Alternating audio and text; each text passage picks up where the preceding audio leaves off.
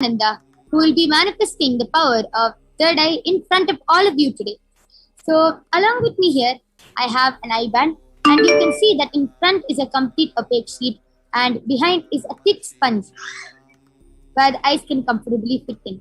And you can see that under there is no space between the sponge and the opaque sheet for any light to enter, and even on top. So this is actually an ophthalmologist certified eye band, certified and tested by one of the top 10 hospitals of India, and it is certified and told that even with the eyes open, no light can enter through this eye band. So it is medically, scientifically tested and proven that no light can enter. This is the eye band that I'll be placing on Manitya Virijananda and Manitya Kaladharananda.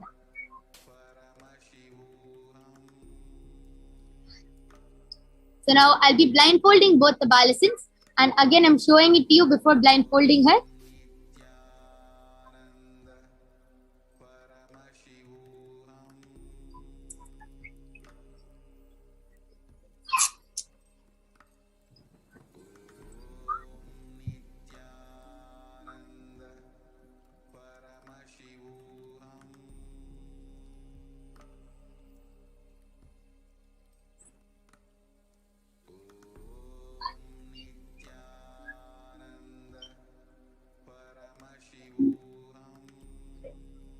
Yes, Mavirija, are you comfortable?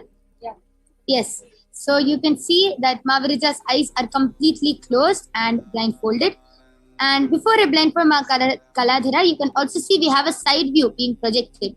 So in that side view, you can see that there is nobody around and that it is going to be completely free from all sides, and only Ma Kaladhara and Mavirija are going to be there. So now I'll be blindfolding Ma Kaladhara, and again I'm showing the eye band before blindfolding them.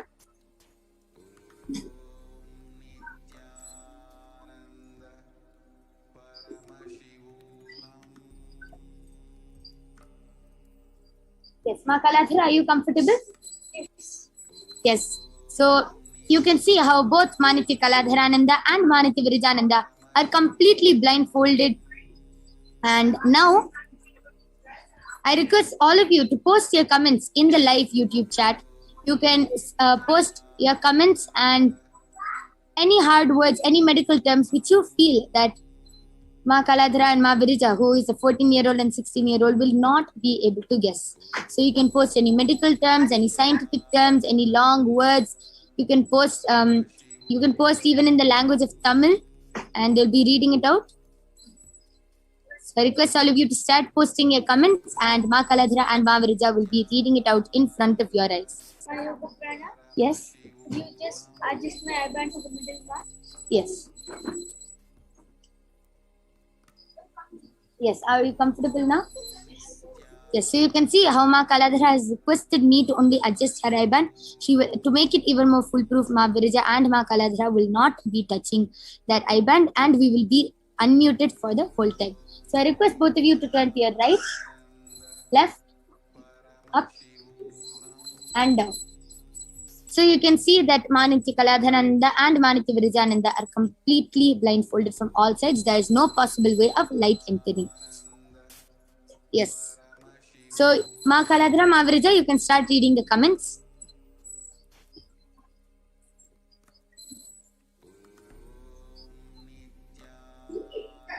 Yes. So the latest comment which has been posted in Kailasa's HDH Nithyananda's YouTube channel is by Magic Heel saying Prana. And Manitya Venkateshananda has posted, thank you for all you do. It's fantastic and hard-earned.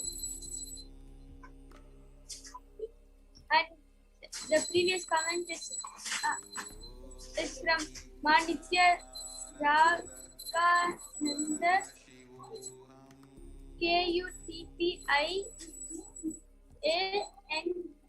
KUTTIANNAN has posted Om Parashakti.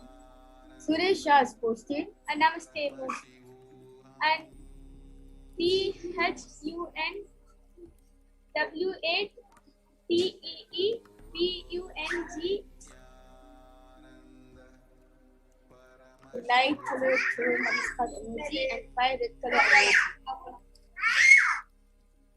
And again, Suresha has posted Om Nithyananda Paramashivam. And Magic has posted.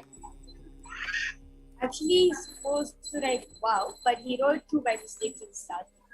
Yeah. And Harish has posted how to come to. And the next comment is from Magic HDH has posted which place I am from. And Pragya Rajput has posted blessings my new born baby son. Yes, amazing.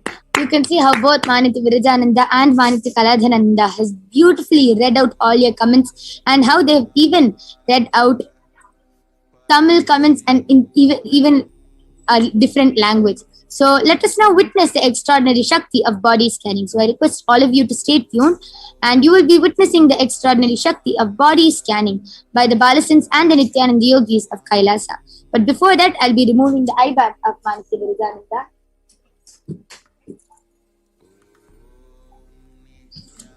So you can see it's intact.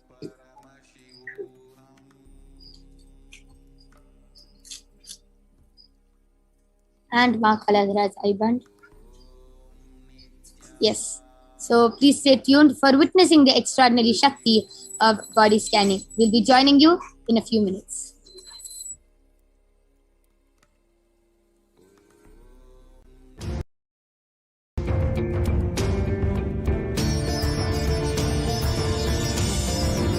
And setting model community.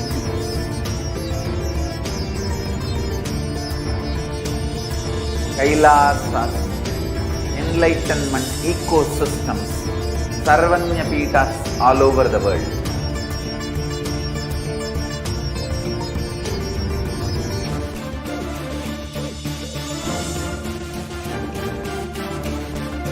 All powerful cognition, knowledge, only when you live, power manifestation and possibilities manifestation happens. It's a fundamental truth.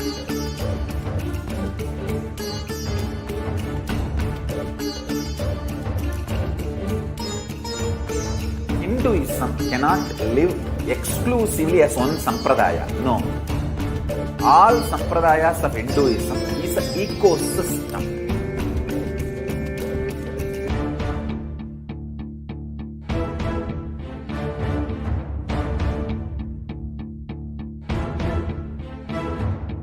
So don't keep quiet thinking that if one sampradaya is attacked, only that sampradaya is going to be affected. All of us are ecosystem.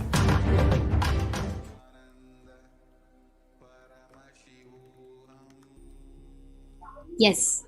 So let us now see the Shastra Pramana, the Atma Pramana, the Apta Pramana and the Sakshi Pramana for the power, for the extraordinary Shakti of the power of body scanning. Let us now see the Shastra Pramana. But before that, let us see what the power of body scanning does.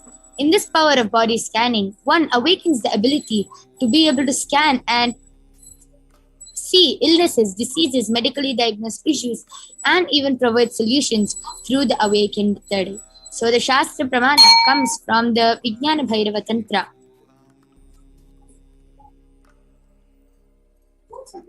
Swadehe jagato vapi sukshma sukshmatarani cha tattvani yani nilayam dhyatvante vyajyate para. Bhagavan Paramashiva beautifully says, cognize deeply that from the subtle to the subtlest constitutive principles of the whole body, Swadeha, or of the whole universe, simultaneously consist of the essential reality. They are being absorbed in their source cause, Paramashiva. And by the experience of such restful awareness, one becomes complete from all the thoughts, and the ultimate universal divine power, Paradevi Adi Shakti, is revealed, and the supreme power manifestation happens. So let us now see the Apta Pramana, the reference of the power of body scanning from the life of a Siddha named Teriyar. Teriyar was a Siddha and one of the prominent disciples of Agastya. One day, a man suffering from a severe headache came to Agastya for healing, and Agastya uses the power of body scanning and scanned the man and told that the cause of the headache is because there's a small type of terai, a type of frog, sitting in the man's brain. Agastya immediately instructs Teriyar to perform an open head surgery and remove the frog. After the surgery is successfully completed, the person is healed and is completely, permanently cured of the headache. Thus, he gave the name Teriyar. So, this is a beautiful Apta Pramana for the power of body scanning from the life of a Siddha. This was 5,000 years ago, and they were able to manifest the power of body scanning, and they were even able to conduct open head surgeries. So, let us see the Atma Pramana, where Supreme Pontiff of Hinduism, Jagat Guru Mahasannidhanam, His Divine Holiness Bhagavan Nithyananda Paramashivam, has time tested and verified this science. On the 22nd of December, His Divine Holiness reveals how he uses the power of body scanning, paraphrasing his words. Only when I had a multiple compound fracture, I was forced to go for surgery and therefore for medical checkups related to that.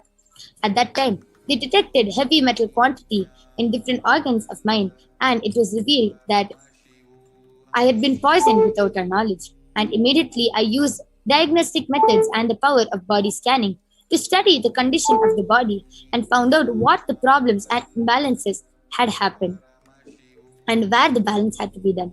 I used allopathy as a second opinion to just verify my findings. You can see how beautifully Swamiji manifested the power of Shushada, going beyond pain.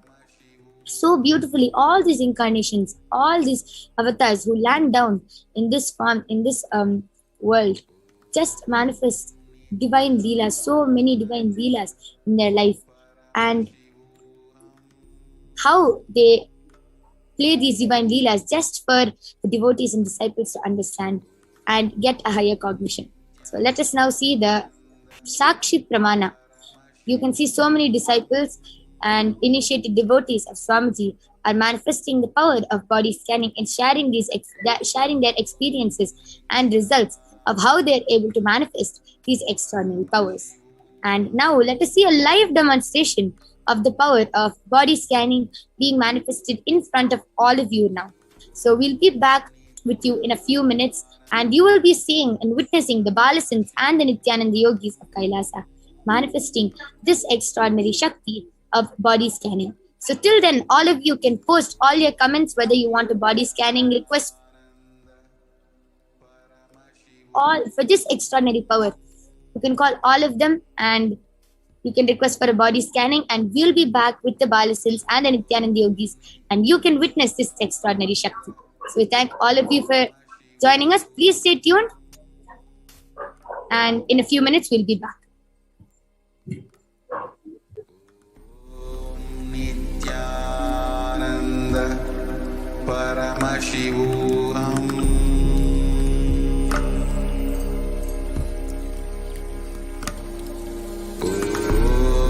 Nithyananda Paramashivoham.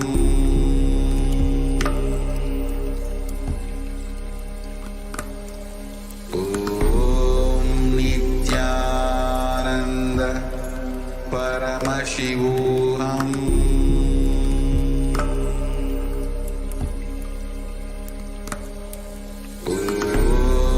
Nithyananda Paramashivoham.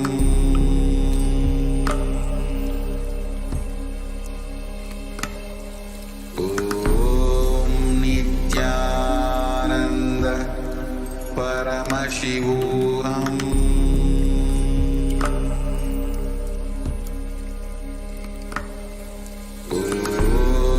Nithyananda Paramashivoham.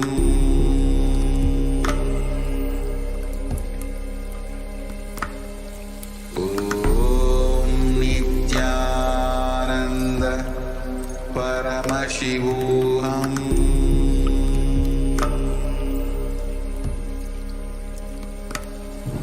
Om Nithyananda Paramashivoham.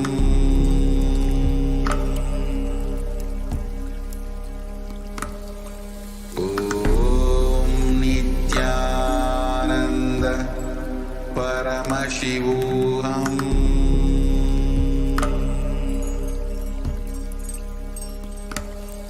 Om Nithyananda Paramashivoham.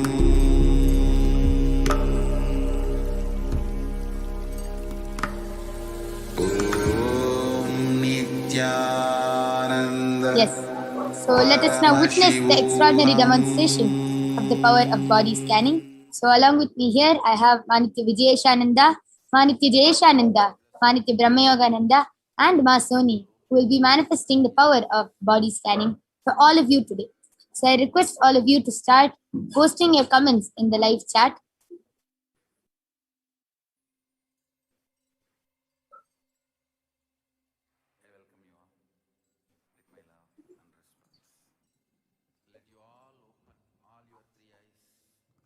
Okay, so Shah Aya has requested for a body scanning. So Maniki Jeshananda, you can do the body scanning for Suresh Shah Aya.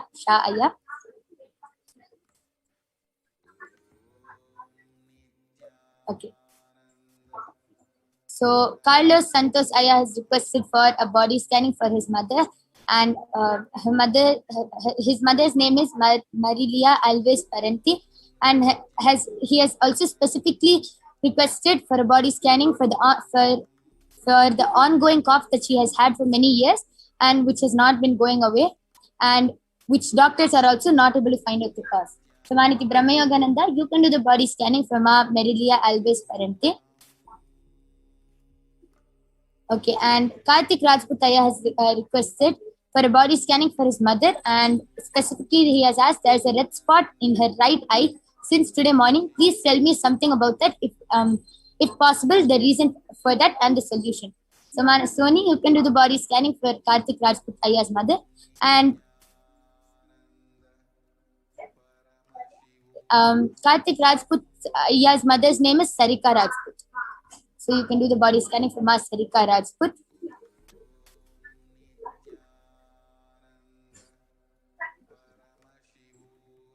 Okay, so Magic Heal has posted, my name is Suchita. I want a body scanning. My body feels low. Always want to know the reason for it. Please help me with the body scanning. So Maniti Vijayeshananda, you can do the body scanning for Ma Suchita. And once any of you are ready, any of the Balasans or the Nithyananda Yogis, you can immediately start revealing what you're able to see. Yes, so 5 centers, I'm done with the body scanning for your mother, Marilia Alvis Parenti. And what parents are revealed to me is that why she's having a cough for so many years is because her immune system is really weak. So even the little dust that goes inside makes her cough a lot. So parents are revealed that for some time till she makes her immune system strong, she should wear a mask and try her best to avoid to stay away from dusty places. And she should immediately start taking pastoral every day and neem this every day. And if it's possible, she should do the Prathama Vinyasa Krama, yoga also every day, and listen to satsang. Do all the spiritual practices Swami is telling. She doesn't have to do it as much as whatever is possible, she can do it. And till she starts building her immune system, she should wear a mask and stay away from dusty places. And her coughing will stop in 1 or 2 weeks. Yes, so Carlos Antosaya, this is a body scanning for your mother, Ma Marilia. So I request you to get back and reveal whether you're able to relate with what Ma Brahma Yoga has revealed through her third eye. Yes, Maniti Jeshananda, you're ready. You can go ahead. And for Suresh Shah Aya, I request you to also translate it in Tamil. Yes. Aya, so Paramashiva உங்களுக்கு நிறைய முடி கொட்டுது, அப்புறம் உங்க பாடி ஃபுல்லா experiencing vitamin D deficiency. அதுக்காக தான் உங்க பாடி ரொம்ப லைக் லோவா வீக்கா and நிறைய stomach issues இருக்கு. Gas, acidity, cramps எல்லாம் சேர்த்து stomach issues overall அவங்க பாடிக்கு இருக்கு. ஸோ அதுக்காக பரமசிவா என்ன ரிலீவ் பண்ணாரு, நீங்க you should start taking vegetarian food. You should only start taking vegetables and vegetarian food, nothing else. Junk food எடுக்கக்கூடாது. அப்புறம் ஹரிதாக்கையும் castor oil, ஹரிதாக்கி நைட், castor oil மார்னிங். அப்புறம் முடி கொட்டுறதுக்காக என்னன்னா உங்க பாடி டூ மச் ஹீட்டால ஈவன் உங்களுக்கு hair loss experience loss. So அதுக்காக பரமசிவா என்ன யூஸ் பண்ணாங்கன்னா, நீங்க வெட் கிளாத் எடுத்து உங்க வயிறு மேல நீங்க வைக்கணும். ஸோ இப்போ உங்களோட ஹீட் அப்சார்ப் பண்ணி அப்புறம் நிறைய தண்ணி any type of fluids but through the day நீங்க நிறைய தண்ணி ஹைட்ரேட்டடா வச்சுக்கணும் பாடி. ஏன்னா you have like dryness also. So இதுதான் பரமசிவா யூஸ் பண்ணுறாங்க. Yes. So, Suresh Shaya, this is a body scanning for you. Manitya Jeshananda has revealed. I request you to get back in the chat and share with us whether you were able to relate with what Ma Jesha has revealed. Yes. And is anyone else ready? Yes, Masoni, you can also go ahead. Nithyanandam, I did the body scanning for Sarika Rajput and Paramashiva revealed that you have too much heat in your body, ma. That's why the red mark in your eye and you have ulcers in your mouth. So Paramashiva revealed the solution as you should drink minimum 6 liter in a day or 8 liter maximum. Or you should take a haritaki in the night after eating your dinner. Yes. So, Ma Sarika Rajput, this is a scanning for you, which was requested by Karthik Rajput. So, I request you to get back here whether you were able to relate with what Paramashiva has revealed through Masoni's study. Yes. Manati Vijayashananda, you can also go ahead. So, I did the scanning for Ma Suchita. Now, what Paramashiva revealed regarding the reason as to why your body is feeling very low energy is number one, there is a lot of mental baggage that you hold, a lot of worrying that you're doing constantly, which is reflecting in your body. Number two, you are very inactive throughout the day, especially during the morning hours. You're very, very inactive, hence the entire of the day you feel very good. And these are the main two things that Paramashiva revealed. And the reason and the solution that Paramashiva revealed is number one, getting a lot of to break the laziness and boredom, to really push yourself by keeping small goals every day. Doesn't have to be something that's really big, but just having a couple of goals every day and making sure that you meet them. The low self-confidence that is being held will actually come out of it, and hence the worrying pattern that you're holding will start going away little by little. Number two, you should also make sure that there's a lot of water consumption that is happening throughout the day, especially in the morning hours. Make sure that you at least drink a liter or two of water, and you should also make sure that you're having more than 1 cup of neem juice in the morning. And going out for a walk, maybe out in fresh air. I understand the COVID restrictions, so at least go to the balcony or the terrace in the morning. Have the area to go in the backyard, and that will also be really great. If you start practicing just being active throughout the day, right? Even just especially in the morning hours, you will be able to come out of this easily. And the weight or the heaviness that you're feeling in the body is another reason as to why your body is very, very low in energy, because your mindset has become that much. So you really have to come out of that. So try keeping small goals throughout the day and try meeting them. And once you start building up a self-confidence, each and everything that you are holding will actually start disappearing. You will actually become more active and more fresh than you feel present. Yes. So, Ma Suchita, this was a very elaborate scan for you. I request you to get back and share with us whether you were able to relate with what Ma Vijayasha has revealed. Okay, so Carlos Santosaya has posted, Nithyanandamma, I will talk to my mother now. I have also wondered if the humidity in her room could be causing this. Thank you. Okay, so I request all of you to get back. And Manitya Gufpamananda Indra has posted, Nithyanandam, please scan why my hair is falling out. So Manitya Brahmayogananda, you can do the scanning for Manitya Gufpamananda.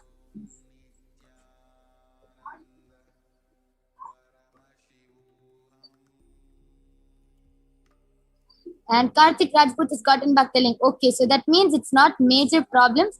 My mom needs to drink more water every day and that red spot will be removed. Yes.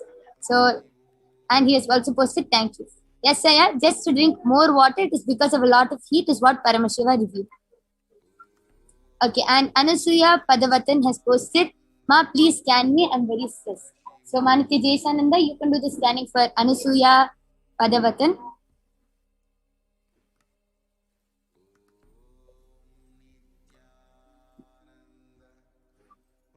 Yes, you can go ahead.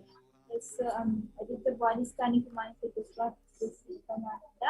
and my parents are revealed to me that why the hair is falling so much is because it's being pulled too much. So tying it too tight and otherwise also it's getting pulled too much. So you should start leaving a hair free as much as possible, and also you should put castor oil on your scalp, and you should make sure that you always have castor oil on your scalp, and you see that your hair will soon stop falling. Yes, so Maniti Guhapamananda, this is a solution for you, and this is the reason and the solution for why your hair is falling out.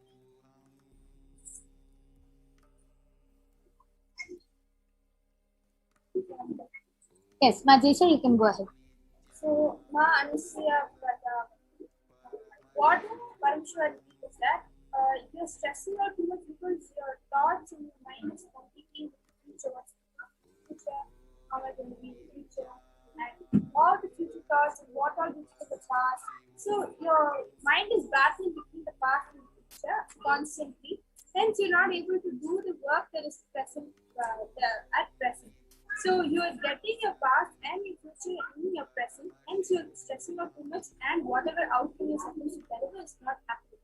So what Parameshwar is that you have to do intense completion for it, and there are a lot of videos on YouTube regarding this completion, science of completion that Bhagavan is reviewed, and you can see one of those videos and you can put the right method to do the completion, and it will really do you justice because you will be complete with the past. You'll be so peaceful for what all happened in your past. At the same time, you will not have thoughts regarding the future because Swamiji has always said that you have to live in the present. So whatever you do in the present and complete the past will impact whatever that's going to happen in the future as to what I want. So this is what Parvati said. Yes, so Ma Anusuya Padavatan, this is a scanning for you. So I request you to also get back. And Ma Suchita has gotten back telling, thank you so much. Yes, I can relate to it. We'll surely work on the things too. Yes. So just follow what Paramashiva has revealed as a solution and you will be completely healed. Yes. And with this, we thank all of you for joining us in today's Power Manifestation segment. And you can join back with us at 2 o'clock a.m. IST and 4 o'clock p.m. IST.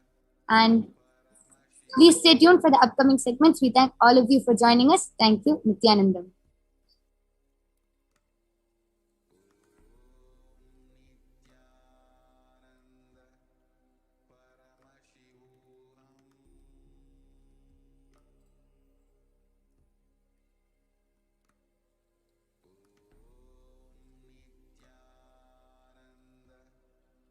Paramashivoham.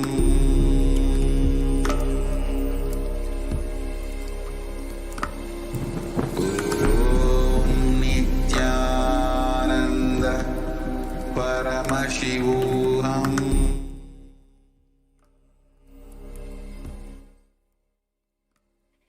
Yes, Nithyanandam everyone, welcome back. So we had an amazing power demonstration session by the Nithyananda yogis and Badasans. So now we'll be in the segment of this program of understanding more about the divine feminine consciousness, who is Devi Parashakti. So the Lalita Sahasranama very beautifully speaks about the form of Parashakti. So let us chant the Lalita Sahasranama. Sinduraruna vigraham trinayana manikya mauli spurat taranayaka shekaram smitamuki mapina vakshoruham panibhyamalipurna ratna chasakam raktotpalam bibhratim saumyam ratna gatastha rakta charanam dhyayet paramambikam. The Divine Mother is to be meditated upon as shining in a vermilion red body, with triple eyes, sporting a crown of rubies studded with crescent moon, a face all smiles, a splendid bust, one hand holding a jewel cup brimming with med, and other twirling a red lotus. We also have one more Shastra Pramana which says, Arunam Karuna Tarangitakshim Dritapashangusha Pushpa Bhana Chapa Animahadiviravritham Mayukai Rahamityeva Vibhavaye Bhavani.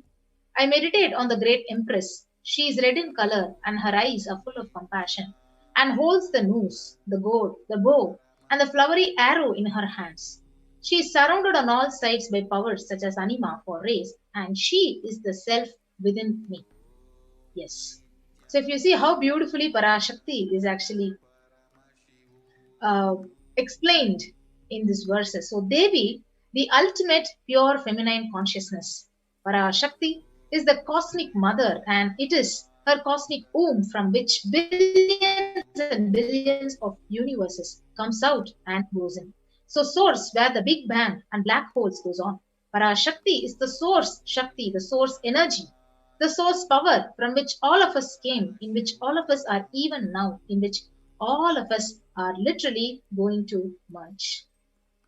So out of her extreme love and compassion, Parashakti herself is manifesting through the embodied form as the Nija Avatara of the Supreme Pontiff of Hinduism, Jagadguru Mahasannidhanam, His Divine Holiness Nithyananda Paramashivam, who is gracing us, answering all our questions, who is attending to our prayers, who is giving boons, healing us, revealing our past, present, and future, delivering profound spiritual truths, and ultimately giving us the experience of Paramashivoham itself. So, in the words of Parashakti herself, where during the Akashic reading session on the 12th of May 2021, the Supreme Pontiff of Hinduism revealed that raising as Omkara, expressing as Vedas and Agamas, blossomed as Hrinkara, filled as Parashodashi, living in 40 triangles, the Kailasa Swamini, who is in Kailasa, Sripura Chintamani, Parashodashi, sitting as a part of Paramashiva, Parameshwari, who rules the world, Paramashakti, Manonmani, Meenakshi, as Nithyananda, I took the Nija Avatara here to give good boons to everyone, to bestow all the goodness. Hiranya Garbha, Swarupini, Brahmanda Yoni, Shami, Chandramauli, Rapala, Aparna, Uma Parvati, Savitri, Navayavana, Samraja Lakshmi, Parameshwari, Parashodashi, Meenakshi, taking the form of Nithyananda, I came here as Nija Avatara. With great compassion, I am blessing, listen, people to do good to all of you. I took the form of Nithyananda and came down as Nija Avatara. Again, on the 30th of April, Parashakti revealed, raising in Omkara, blossoming as Shiva, Shiva manifesting as source of existence, powers of existence, expression of existence. From the oneness of Om, blossoming into two as Prakriti and Purusha, blossoming as three Shaktis, the Icha Shakti, Kriya Shakti, Jnana Shakti, growing as four Vedas, expanding as five Panchabhutas, beyond the six chakras, filled as Gotras of seven Rishis, expanded as 8 directions, existing as 9 Grahas, blossoming as 10 Indriyas, being as 11 Rudras, creating all the worlds, bringing life, to tell and make truth blossom and to do good. Parashodashi, Meenakshi, in the form of Nithyananda, I came to bless every one of you.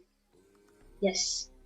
So very beautifully how the Supreme Pontiff himself, as Parashakti herself, revealed how she is expressing herself to the whole cosmos. So literally, how to receive Devi Parashakti. So literally, you are seeing Paramashiva and Parashakti at the same moment. And she is there in front of your screen.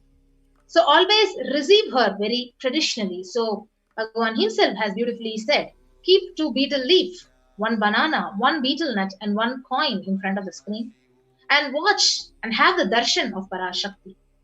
So the coin is actually considered as a traditional dakshina.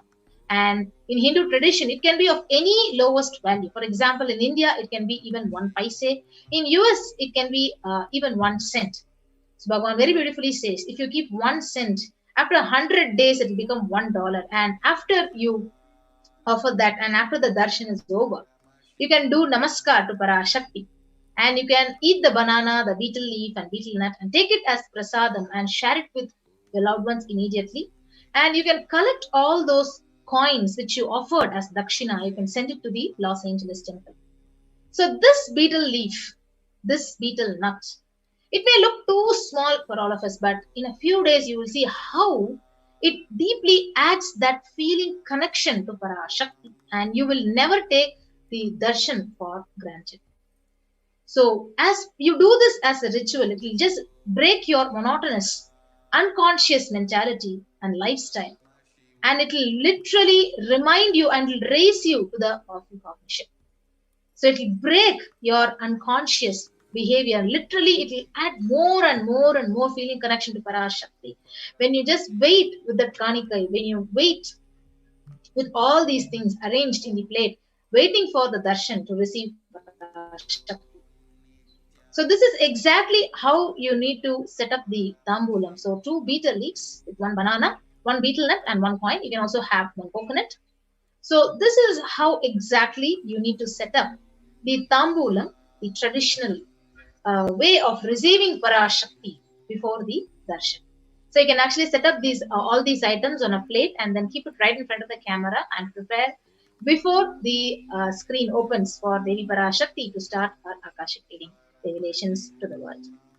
Yes. So with that, let us understand more about what are Akashic records before we get on to the next segment. So we'll be right back after a short break.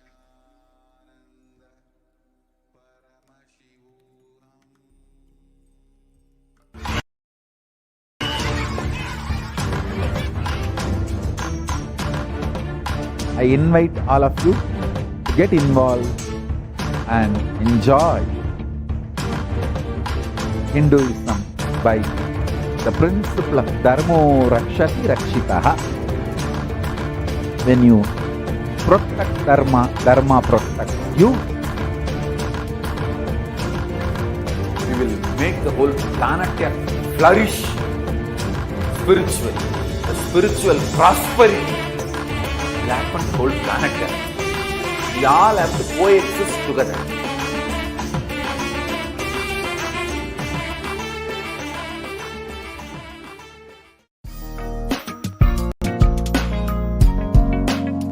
We get you health. We get you ability to build beautiful relationships in your life. We get you direct spiritual support and we make sure you become wealthy.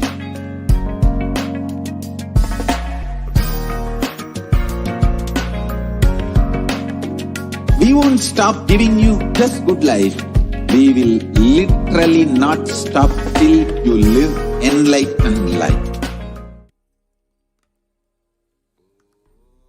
Yes. So welcome back. So let us understand now more about what are Akashic records. So Akashic records are the records which are created in space. So whatever has happened in time is there as a file.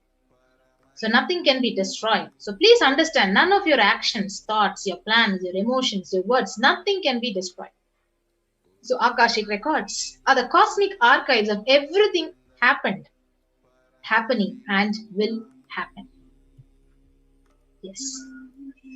So Akashic records are the verbal, the visual, the 5-dimensional document. So whatever is happening is continuously getting recorded in the cosmos. So all the information you collected from all your births is actually recorded in your DNA. So you can access some of them just to understand and not to waste your time doing the same actions again and again. And that is why when you have the Akashic reading session directly from Parashakti, you will not waste your time and you will actually directly know what should you do and what is the purpose of your life and how to manifest your future. So exactly Parashakti reveals it very, very precisely. So it is not a prediction. It is not a prediction. It is a reading from the cosmic archives. So there is no such thing as past, present, and future. So beyond space, creation and destruction happen simultaneously. So in the dimension of time starts the past, the present, and the future.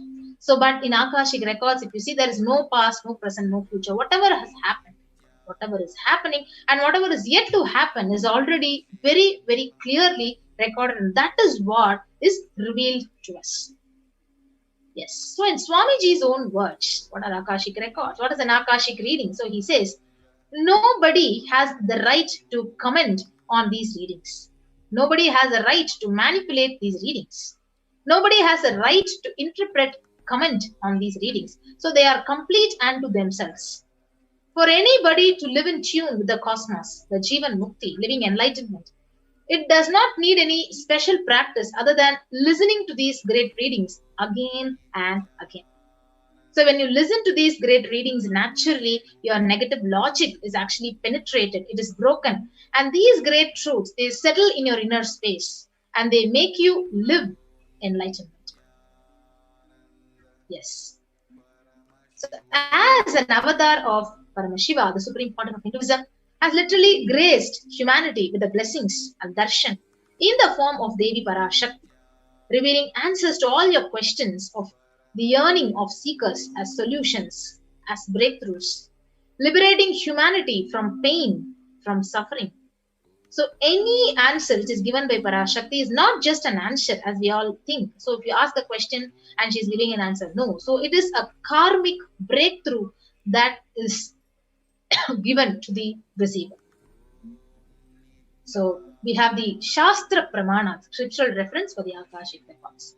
So from the Vijnana Bhairava Tantra, it says, Akasham Vimalam Pashyan Krutva Drishtim Nirantaram Shabdhatma Takshanad Devi Bhairavam Vapurapnuyat.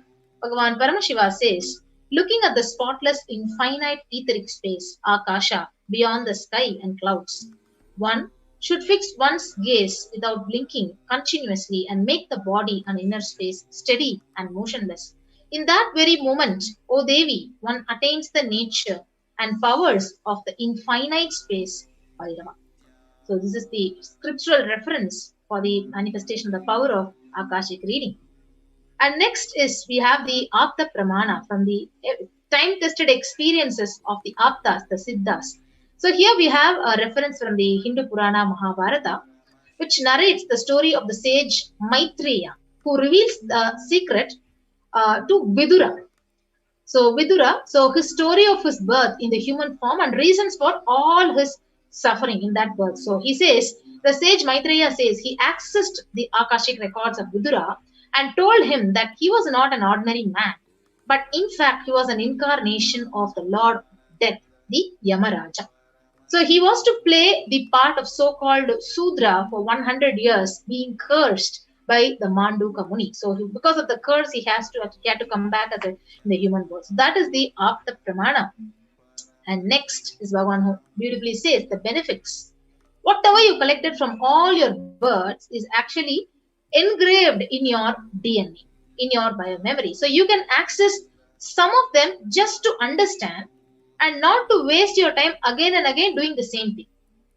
So accessing this DNA code, reading the Akashic records, it will be useful for you to be liberated from your default future, bringing an end to binding cognitions, known and unknown sufferings, leading you to experience the ultimate enlightenment, Paramashivoham. So if you see, only an avatar can actually access, he can only alter the Akashic records. See, all the initiated Balasans, the Nithyananda Yogis, they can view the Akashic records. However, only an avatar can alter, he can edit, upgrade and change the Akashic records. So during the darshan and dikshas, the Supreme Pontiff blesses and upgrades the Akashic records as per the prayer of the devotee. Yes. So the next most important and beautiful, interesting thing is, what can you ask in an Akashic reading? So most of you will be wondering, what question can I ask to Parashakti? Can I ask this question? If I ask, what will be revealed? So all these things will be there. So the most accurate and the unbiased answer to any question about your life, purpose of your life, your destiny, or any everyday part of your life, you can be asked to Parashakti. And being healed of any kind of a health condition you have, physical health, mental health problem, emotional problems, just with a look, darshan of Parashakti, she just heals you. And you can understand just by having the Akashic reading the reasons behind the happenings of your life.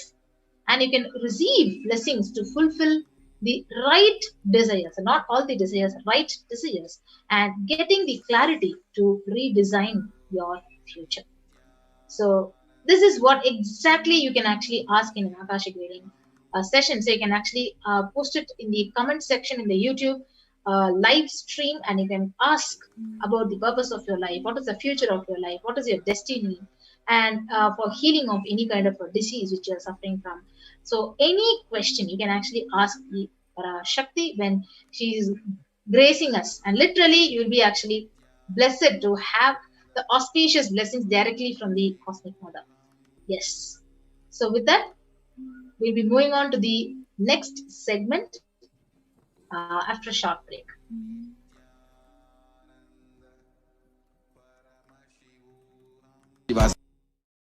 Space of Paramashiva, powers of Paramashiva, being of Paramashiva.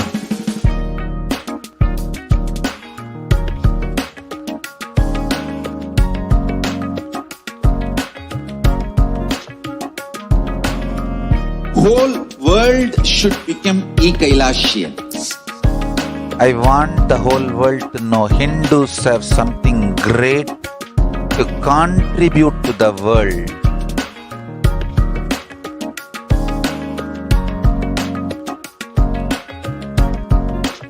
We have something great to contribute to the world.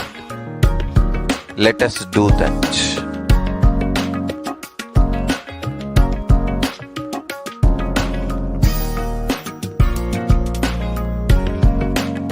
Kailasa is proper customized spiritual service helping you to identify your root patterns of suffering.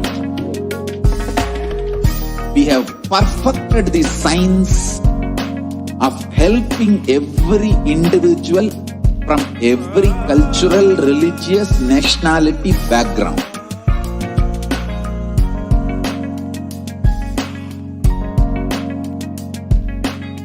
You will have lowest reactionary assumptions, highest awakened response, alive response for life continuously.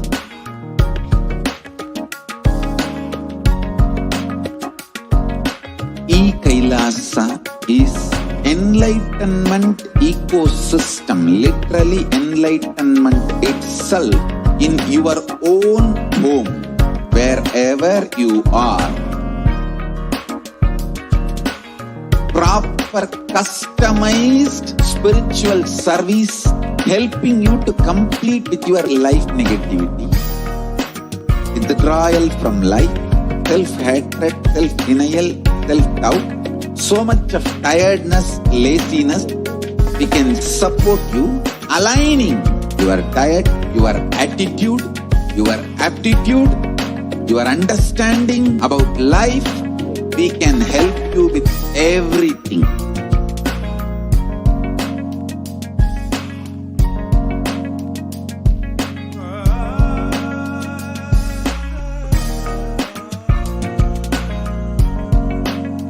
If you are interested in enlightenment, we will immediately bring this to you. If you are not interested, we will explain the whole science, inspire you and make you interested in enlightenment time. We need to cater this enlightenment science to the whole world wherever they are, because enlightenment is the birthright of all human beings. Kailasa is responsible to provide that to all human beings.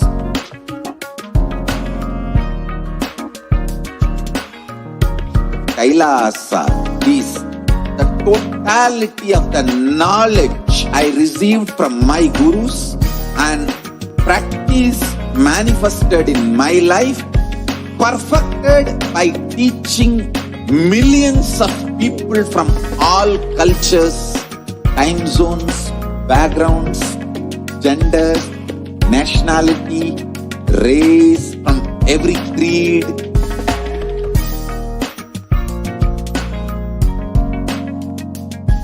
So this absolutely perfected knowledge available to you, served to you in your home without even you moving out of your.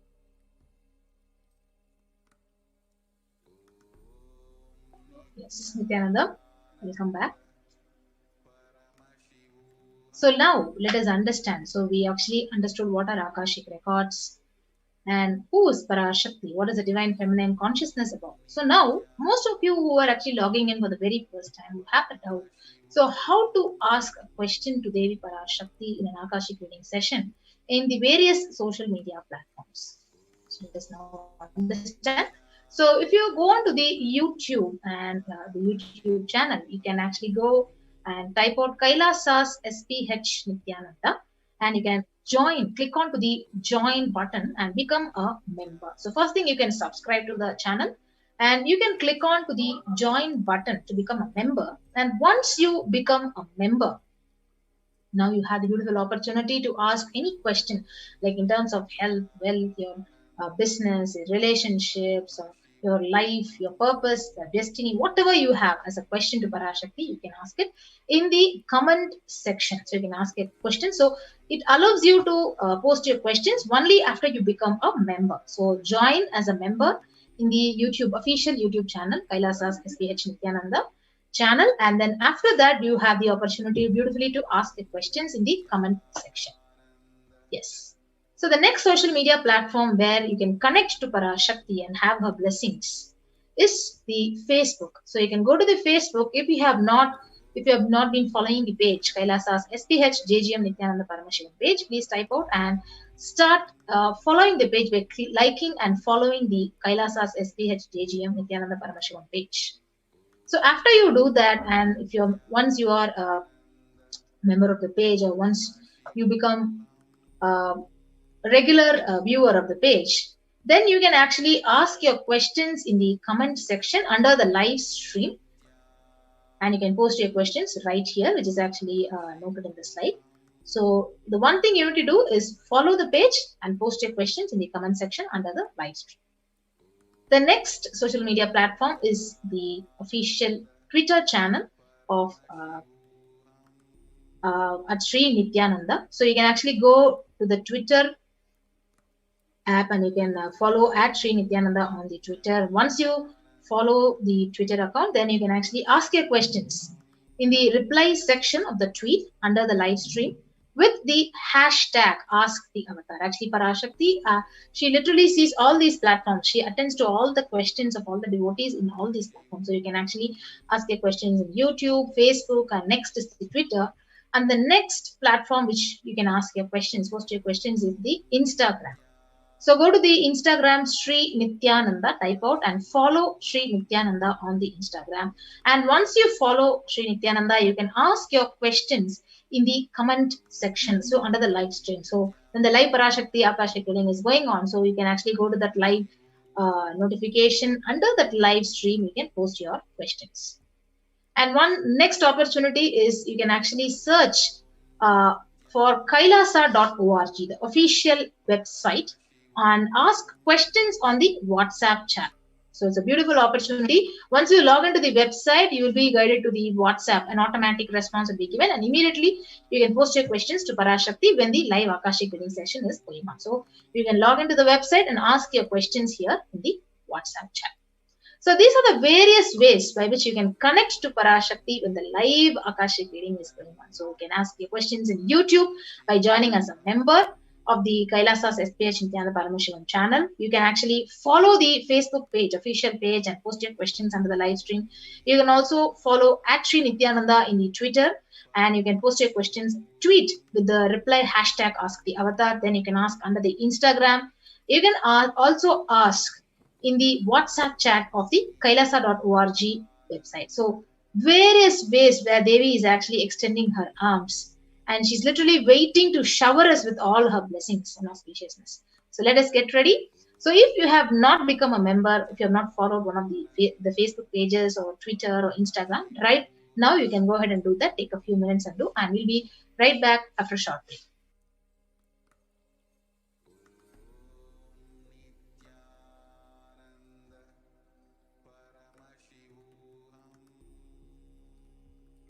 Listen intensely.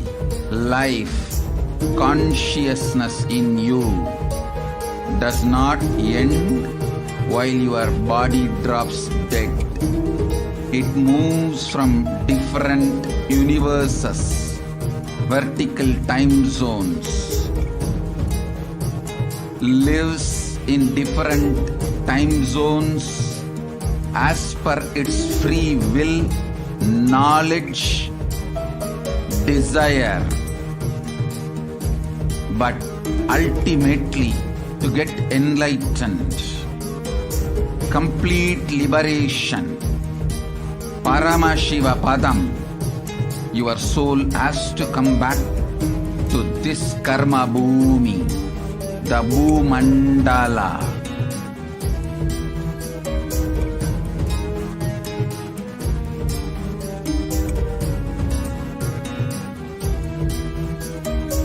This Bhumandala and the Jati ecosystems, the caste ecosystems, Hindu, Jnana, Sannyasa, Yoga, Grihastha, multiple spiritual ecosystems are created for the souls to come back and rebirth and grow more and more towards enlightenment easily, quickly, in accelerated speed and space.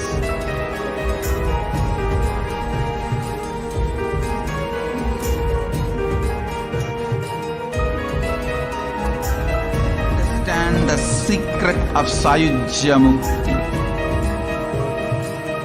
Your Kundalini Shakti experiences the bondage inside your body due to compulsive sexual appetite.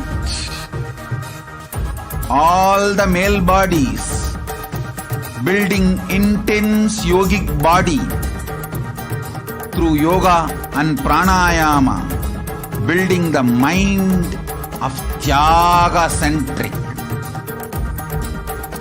will heal your compulsive sexual appetite and make you reach Sayujya. All female bodies, love-centered care, serving every being, will liberate you from the compulsive sexual appetite and make your Kundalini reach Sahasrara, which is Kailasa, Paramashivapada, Sayujya.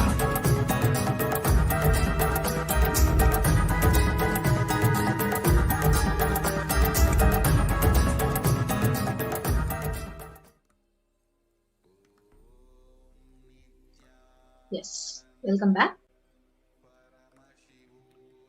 So this session, so this segment, we will be actually listening to the exact revelation by Parashakti during an Akashic reading and how she has revealed about the benefit, about the importance and significance of having the neem flower.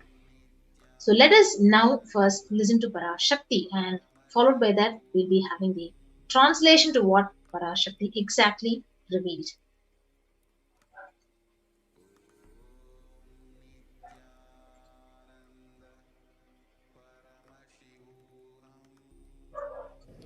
That comes from memory.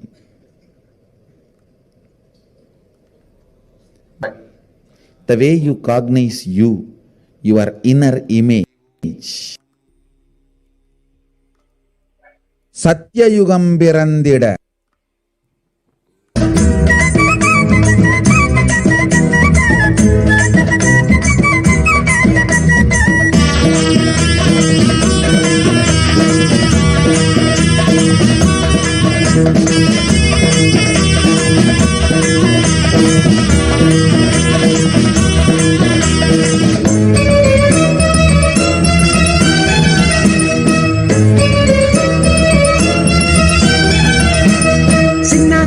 பெரியாத்தா சிலம்பாத்தா பெரும்பாத்தா அடும்படியாத்தா மேல்மலையனூர் வாழ்பவளே அங்காளியாத்தா கன்னியாத்தா பொன்னியாத்தா சேனியாத்தா சீயாத்தா திரௌபதியாத்தா நீ தென்குமரி நின்ற எங்க பகவதியாத்தா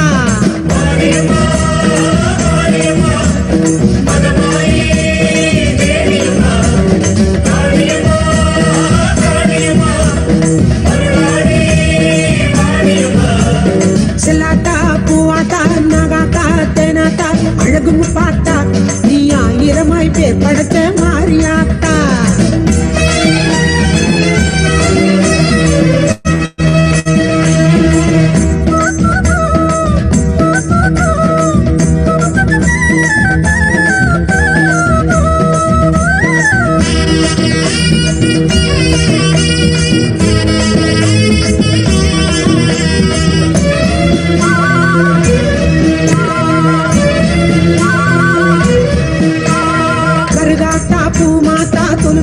சேமாத்தா மாசானியாத்தா நீ சேலம் ஜில்லா ஆளுகின்ற கோட்டையாத்தா குன்னாத்தா கோனியாத்தா நாச்சியாத்தா பேச்சியாத்தா வடிவுடையாத்தா நீ ஆதி பராசக்தி என்னும் ஒரு ஊராத்தா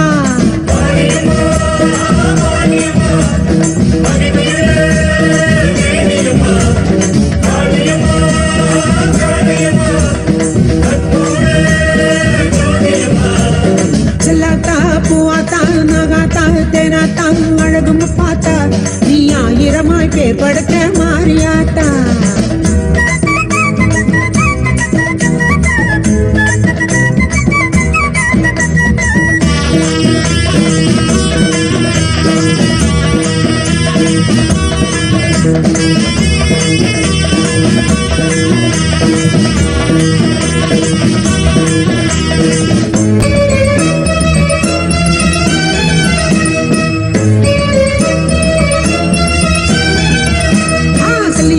கொல்லியாத்தா வள்ளியாத்தா தில்லையாத்தா கோலவிழியாத்தா நீ கொங்கு நாட்டு தங்கமடி தண்டு மாறியாத்தா படவேட்டா பாளையத்தா ஆலயத்தா சாலையாத்தா பண்ணாரியாத்தா அடிவேம்பு தேடி ஏறுகின்ற வேம்புலியாத்தா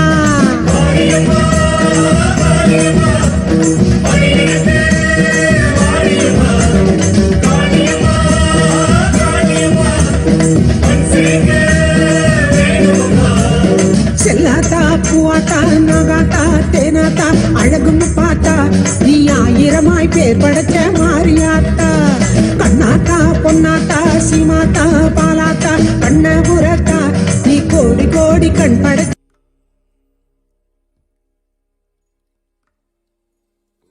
வருபவளே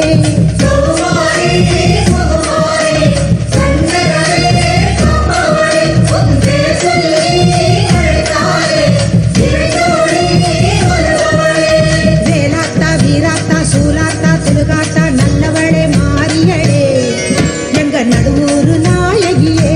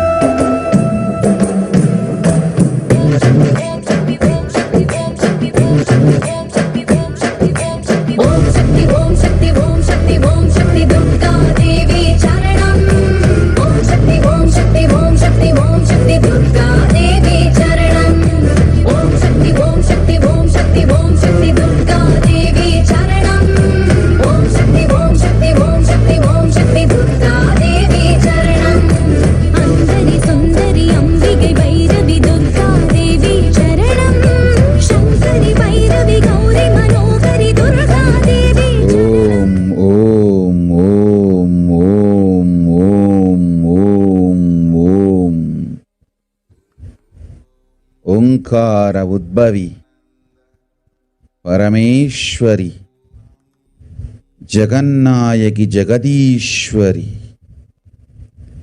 சாம்பவி சங்கரி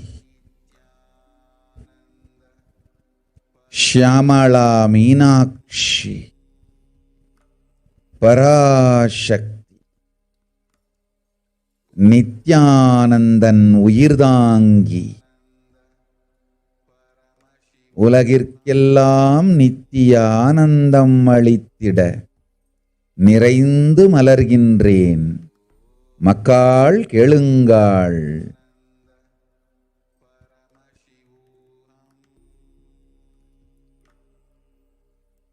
இவ்வுலகில் நிகழ்ந்திருக்கும் இப்பெரும் பிரளயத்து துக்கம் எல்லாவற்றிலிருந்தும் உங்களை காத்துக் கொண்டிட உபாயம் அருளுகின்றேன். உள்ளபடி கேளுங்கள். மக்காள், நடக்கும் பெரும் பிரளயம் புத்துலகைப் படைத்திட சத்தியயுகம் பிறந்திட சங்கரனார் செய்யும் சதிராட்டமப்பா.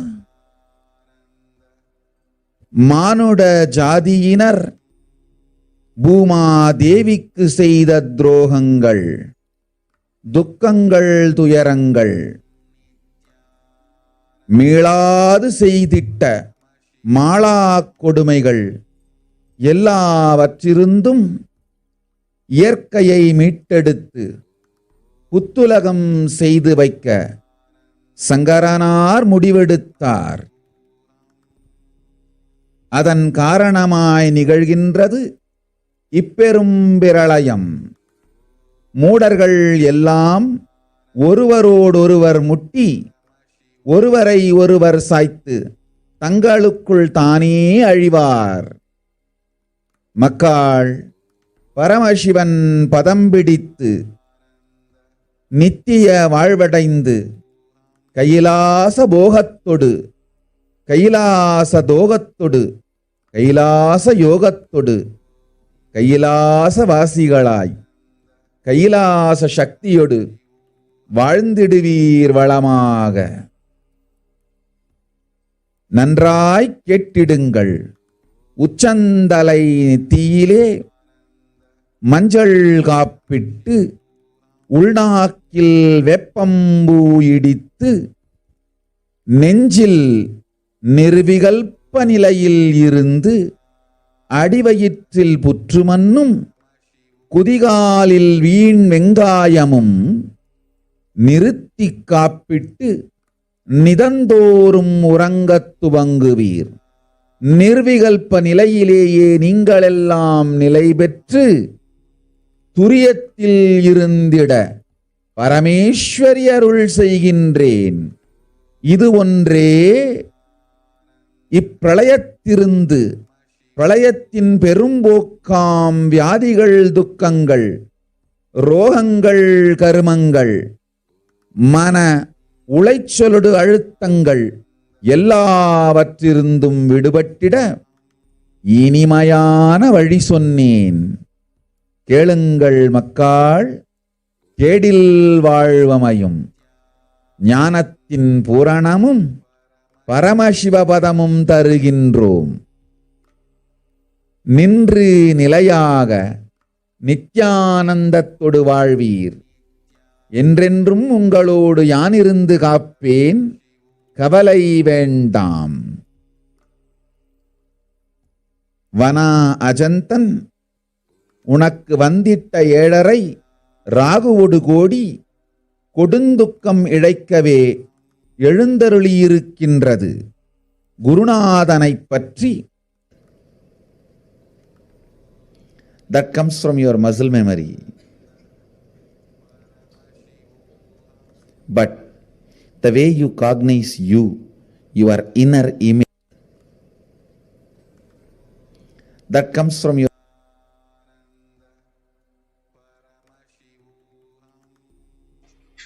So what exactly Parashakti has revealed? So Devi's word exactly translated here. So listen intensely. Parashakti has revealed. Apply turmeric in forehead. Intake flowers of neem in your inner tongue. Be in unclutched state in your heart.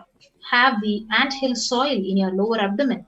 Onion in your heels as a protection. And go to sleep every day. You will be established in Nirvikalpa state and be in the state of Turiya. Parameshwari, I am blessing you all. Only this is the sweet way to get rid of diseases, sufferings, ailments, karmas, mental stress, depression of this pralaya. Oh people, listen. Life without any hardships will happen. I am giving you the completion of enlightenment and Paramashiva Padam. Let you live in Nithyananda with stability. Always I will be with you and protect you. Don't worry. So this is what exactly Parashakti has revealed, that the importance of applying turmeric in forehead, having the neem flowers in your inner tongue. So let us actually analyze this one concept what Parashakti revealed. So having the neem flower. So in one more satsang, in her Akashic reading, she has also revealed how to sit in Padmasana. So let us also listen to that small video clip and come back. You will be able to sit in Padmasana like me.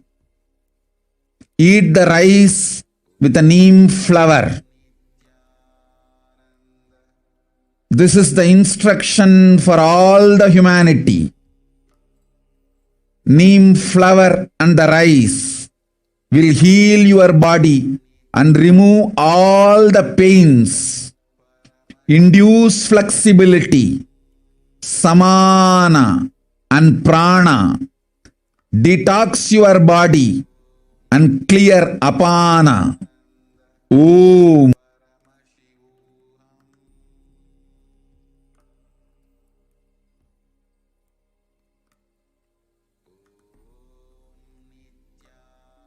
Yes, so this is one more Akashic reading revelation from Parashakti herself. So where she says, you will be able to sit in Padmasana like me. So eat the rice with neem flower, and this is the instruction for all humanity. Neem flower and rice will heal the body and remove all the pains, induce flexibility, samana, prana, detox your body and clear the apana. So this is the significance of the neem flower. Bhagavan Parashakti herself has actually revealed. So if you eat this every day, you'll be able to literally sit very comfortably in Padmasana, heal your body, and your body will become more and more flexible. So if you see the neem tree, these are the various benefits of the neem flower. So neem tree offers several health benefits. So all parts of this tree are useful and known for its medicinal use. So the flowers, just like the neem leaves, have plenty of therapeutic benefits, which explains its many uses in its Ayurvedic medicines since ages. So neem itself has such a medicinal value, and it actually is a very important part of the Ayurvedic medicine. So what is the first benefit of the neem flower? So as Parashakti revealed, so neem flowers help in improving your digestive health. So they are used mainly in their dry powdered form for cooking. So it can also be included in its fried, boiled, dried, roasted forms in rice dishes and in sauces for therapeutic purposes. So you can actually use this neem flower every day for your digestive health. So next is for your weight loss. So neem flowers are extremely effective in losing fat, mostly from the belly area. So any one of you who want to lose weight, so the flower is known for its potential properties, helping in the fat breakdown. So you can actually ingest this neem flower in the powdered form for your weight loss as well. And dried flowers, they can be powdered and consumed every morning, mixed in a glass of warm water, and it helps in cleansing your liver and removes unwanted toxins in your body, literally detoxes your body, and it is literally good for liver health as it purifies your liver. And next most important thing is it detoxes your blood. So dried neem flowers in their powdered form can be consumed every morning with a glass of water, and it helps in blood detoxification and it purifies the body internally. That means clearer and glowing complexion. So anyone who wants a very clear glowing complexion, you can actually have this neem flower every day, as how Parashakti herself revealed.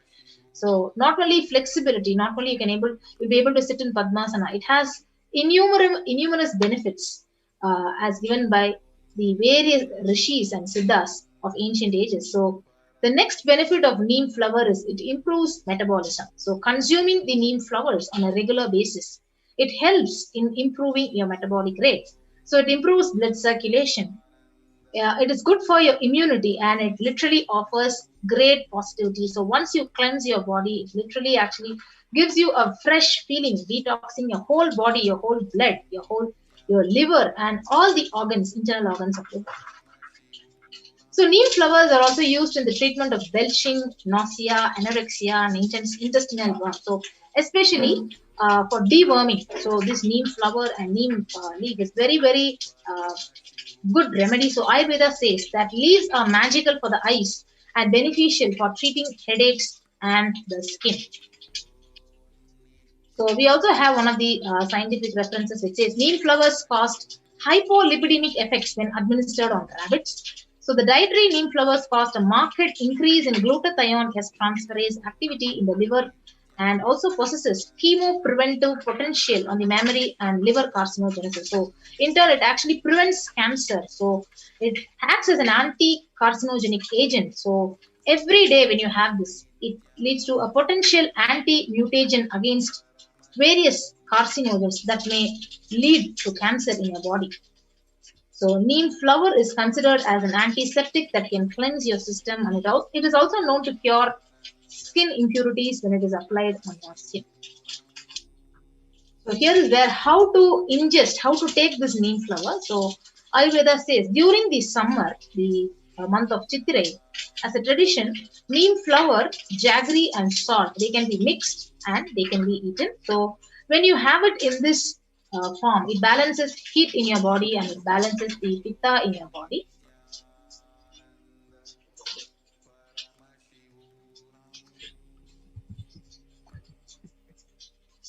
And boiling the water with neem flower, it just strengthens your liver. And for children, it is an excellent remedy for deworming. So they literally say Vepampu Kashayam. So when you boil the neem leaf, neem flower and the neem leaf in the water, and when you make it into a concoction and you drink it, it literally deworms, especially in small children and toddlers.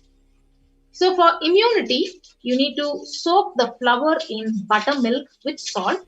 And 3 days, you need to have it like that. So soak the neem flower in buttermilk, and 3 days if you have this, literally you will see your immunity starts increasing, and it literally acts as an immune booster. So you need to store it in an airtight container. It can be roasted in gingerly oil and it can be consumed regularly. So for your immunity. And you can just soak the flower in water overnight. And early morning, if you start drinking that water, it will literally strengthen your body, strengthen your immune system. And to balance the pitta, you just need to roast the neem flowers in ghee, and it can be made as a traditional dish. It is called tuvayal in Tamil with curry leaves. So with the curry leaves, you can also add the neem flower and make it into a dish with the ghee, and you can eat it for balancing the pitta in your body.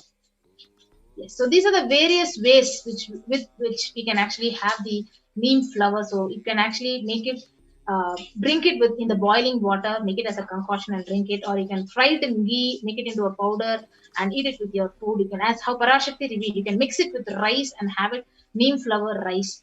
You can roast it in gingerly oil and it can be consumed regularly. So this thing has to be actually stored in an airtight container so that you can use it for meals. Yes, so these are the various ways with which we can actually benefit and increase our immunity, increase our digestive capacity, metabolic rate by having the neem flower, exactly how Parashakti has to be. So with that, we come to the conclusion of this segment, and we'll be moving on to the next segment after a short break.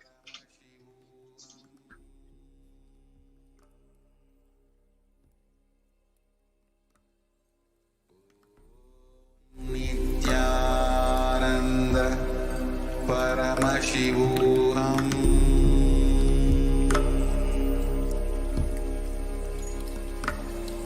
Om Nithyananda Paramashivoham.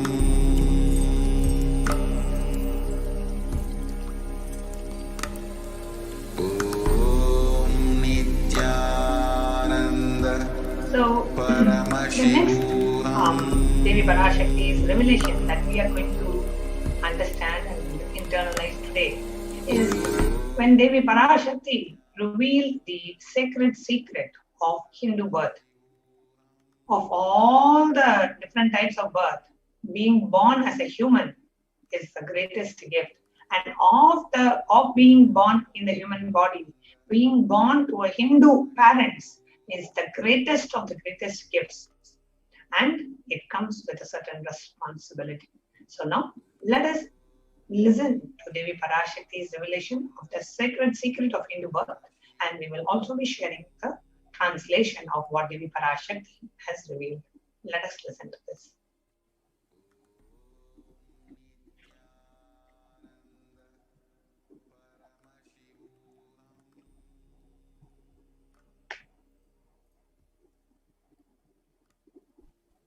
நன்றாய் கேட்டுக்கொள். உன் கேள்விக்கு உன்மூலமாய் உலகெங்கும் இருக்கும் இந்துக்கள் எல்லோர்க்கும் அளிக்கின்றேன் உத்திரம்.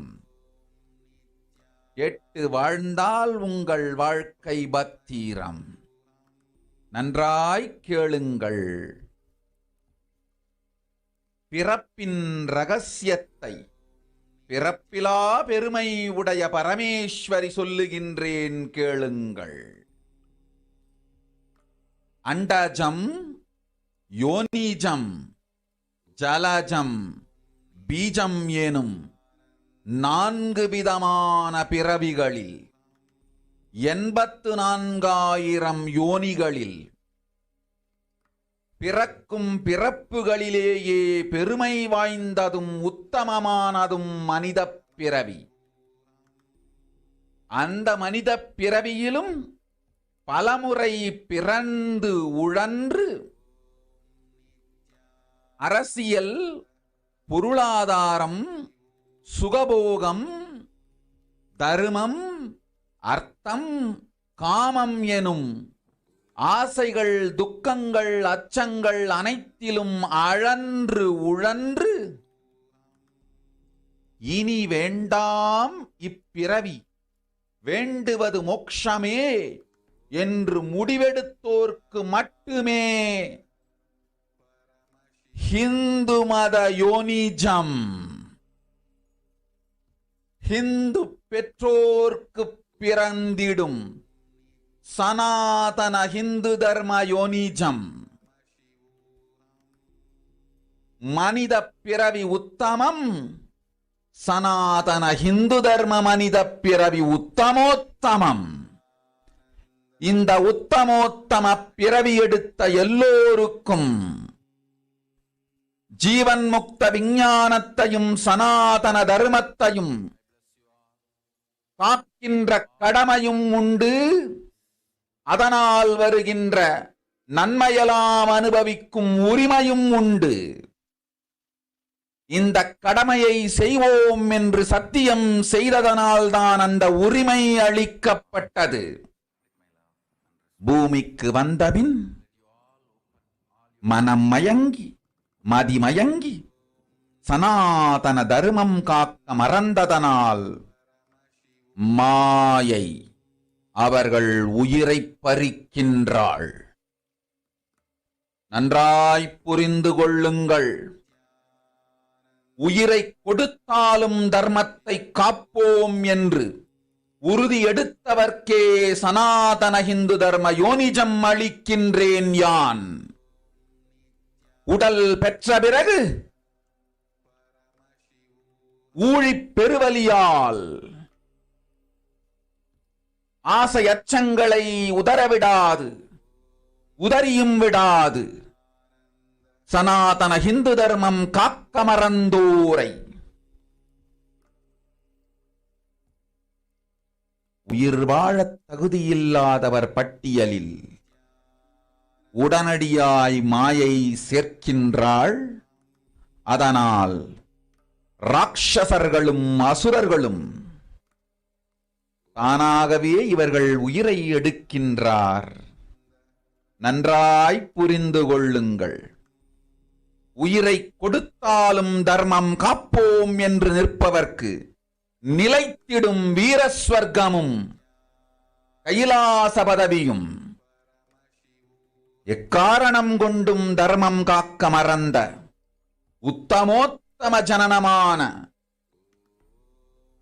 சனாதன ஹிந்து ஜனனம் பெற்ற மக்களுக்கு இல்லை வேறு கதி.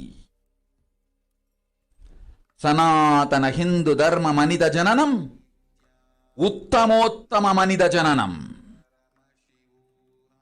உங்கள் உரிமை உலகில் அதிகம், உங்களுக்கு கடமையும் உலகில் பெரிது. தர்மம் காத்தாலே கடமை, தர்மம் காக்காதார்க்கு உயிர் வாழும் உரிமை இல்லை.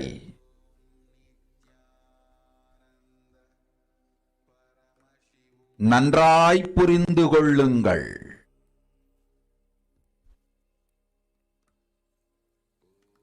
உத்தமோத்தம பிறவியான சனாதன ஹிந்து தர்ம பிறவி எடுத்த எல்லோரும் புரிந்து கொள்ளுங்கள். உங்கள் வாழ்வின் முதற்கடமை தர்மம் காத்தல். தர்மம் காக்க தர்மம் உங்களை காக்கும். சனாதன ஹிந்து தர்மம் காக்க மறந்திட்டால் வாழும் உரிமையை நீங்கள் இழந்து விடுகின்றீர்கள். அதற்கு மேல் வாழ்ந்தென்ன அழிந்தென்ன? பூமிக்கு பாரம் குறையட்டும் என்று அசுரர்களும் ராட்சதர்களும் உங்களை உண்டு தீர்க்கின்றார்கள். அதையும் மாயை கண்டு சும்மாவிருப்பாள். பிரபஞ்ச ரகசியத்தை, பிறவியின் ரகசியத்தை உலகிற்கெல்லாம் உத்தரமாய்ச் சொல்லிவிட்டேன். புரிந்து வாழ்வில் நடந்து உயிரை பத்திரமாய் பார்த்துக் கொள்ளுங்கள். அன்னை சொல்லும் அருள் சத்தியம் இது. ஓம் ஓம் ஓம்.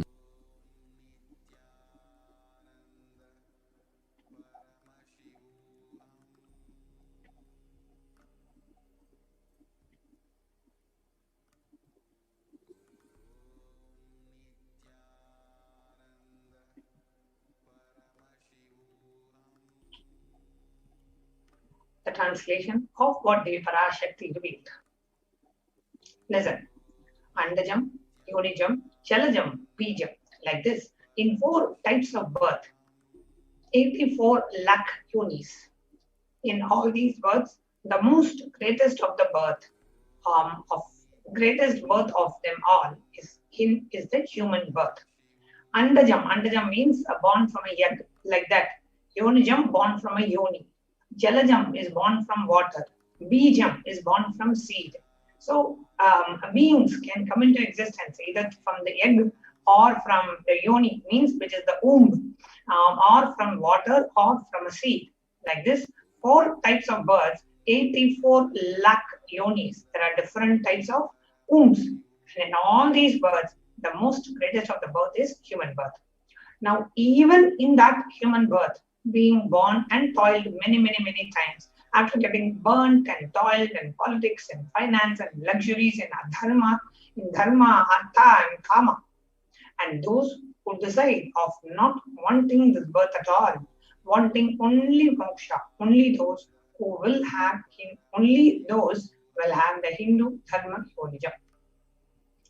Sanatana Hindu dharma yonijam of being born to Hindu parents. Human birth is Uttamam, the best. Sanatana Hindu Dharma, the human birth is Uttamottamam, the best of the best. Everyone who took this Uttamottamam birth has the responsibility of protecting the signs of living enlightenment and Sanatana, the Hindu Dharma. And also, they have the right of experiencing its benefits. This right was given to them because of the commitment given to them to do this responsibility. So they have the right, and this right was given to them because of the commitment that was given to them. Now, after coming to Bhuloka, now by getting mentally deluded and forgetting the dharma of protecting Sanatana Hindu Dharma, Maya, she is taking away their soul. Understand carefully. I am giving Sanatana Hindu Dharma Yonijam only for those who gave the commitment of protecting Sanatana Hindu Dharma, even by giving their life. After getting the body, because of the painful deluge, not dropping fear and greed for those who forget to protect the Dharma, Maya, she will immediately add them to the list of those who are not worthy of living. Therefore, Rakshasas and Asuras are automatically taking away their life. Understand properly. For those who stand that even by giving their life, they will protect Sanatana Hindu Dharma, will permanently have Veera Swarga, they will reach heaven, and Kailasa, the Kailasa Padavi, the space of Kailasa. For any reason, people who forget to protect Dharma, having the Uttama birth of Sanatana Hindu birth, there is no other way for them. Sanatana Hindu Dharma human birth is the Uttamottama human birth. Your rights in this world are immense, and also your responsibility in the world is large. Protecting Dharma is your responsibility. Those who do not protect Dharma, they do not have the right to live. Understand properly. All those who took the Uttamottama birth, which is the Sanatana Hindu Dharma birth, all of you understand. The first responsibility of your life is protecting Dharma. If you protect Dharma, Dharma will protect you. If you forget to protect Sanatana Hindu Dharma, you lose the very right of living. After that, who bothers and what bothers whether you are alive or dead? Asuras and Rakshasas will eat you so that the burden on the earth is reduced. Seeing that, Maya will just keep quiet. Now, let us take a moment to understand the responsibilities of a Hindu. If I am born to a Hindu parent and if I am a living, practicing Hindu, what are the responsibilities I have? And in this context, we want to share the importance of the need of a Hindu nation. How the Hindus have lost the Hindu nation and the responsibilities that we have in reviving re-establishing the Hindu nation on the planet Earth. Now, a short introduction to Hinduism. Hinduism represents the world's most ancient yet progressive indigenous spiritual tradition. It is an open framework model of civilization that stands for global peace, vegetarianism, non-violence, yoga, worship of nature, temple-based living, manifesting spiritual powers, inherent divinity of every being. Now, the Hindu nations were ecosystems where more and more enlightened beings could be produced so that the enlightened civilization would be kept alive with and its great gifts shared with the world. Now let's take a look at some of the references of the Hindu nation from the Hindu scriptures. The first reference is from Valmiki Ramayana, the Yuddha Kanda, the 128th chapter, verse 99 to 101. It says, at the time of the rule of Bhagavan Rama, there were no widows to lament, nor there was any danger from wild animals, nor any fear born out of diseases. The world was bereft of thieves and robberies. No one felt worthless, nor did old people perform obsequies concerning youngsters. Every creature felt pleased. Everyone was intent on their virtue. Turning their eyes towards Rama alone, the creatures did not kill one another. People survived for thousands of years, with thousands of their progeny, and all free of illnesses and grief. The trees that were bearing flowers and fruits regularly, without any injury and pests and insects. The clouds were raining in time, and the wind was delightful to the touch. Every caste was performing their own duties, satisfied with their own work, and bereft of any greed. People were intent on virtue and lived without telling lies. All the people were endowed with excellent characteristics. All were engaged in virtue. So here is an example of how when the ruler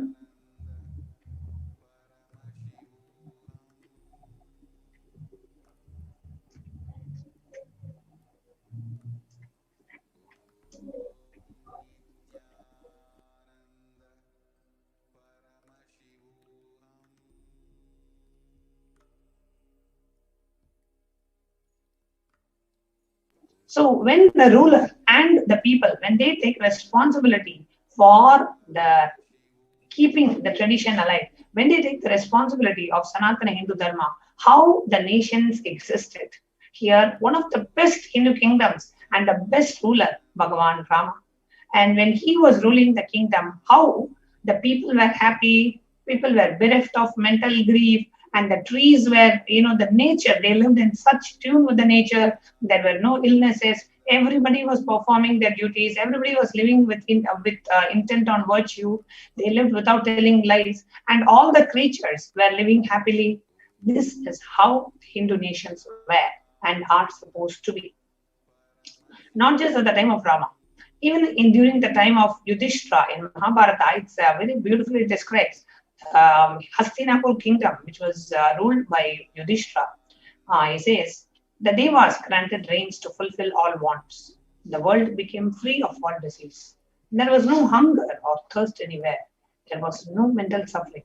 Those without livelihood were given livelihood. There was abundance all around. There were no worldly worries left for anyone, and there was no cause to fear either. Happiness on earth was in fact even greater than in the heavens. This is from Srimad Mahabharata, Ashwamedika Parva, the 14th Parva, the 15th chapter. Sage Vaishampayana, the narrator of Mahabharata, speaks to King Janamejaya, the grandson of Pandavas.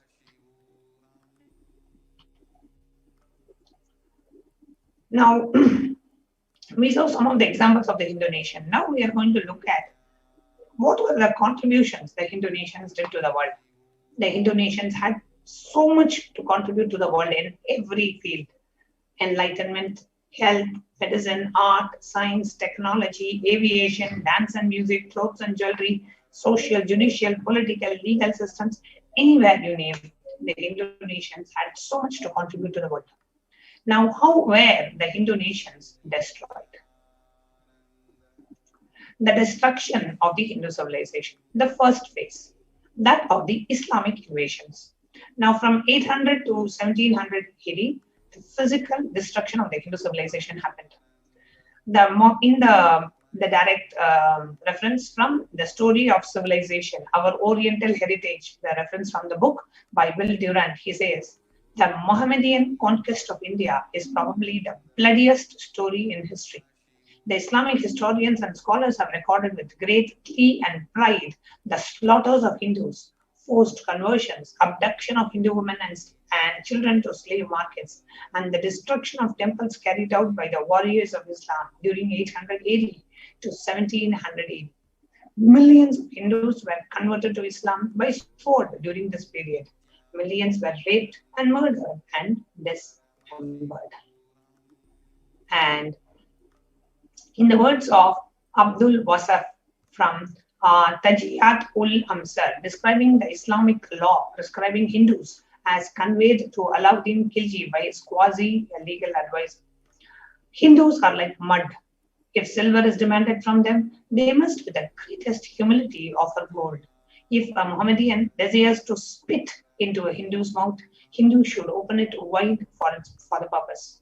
God created the Hindus to be slaves for Mohammedans. The Prophet had ordained that if the Hindus do not accept Islam, they should be imprisoned, tortured, and finally put to death and their property confiscated. To keep the Hindus in abasement is especially a religious duty because they are the most inveterate enemies of the Prophet. On the left side, you see a picture of Hindu women who were forced to wear garlands made from the bodies of butchered children.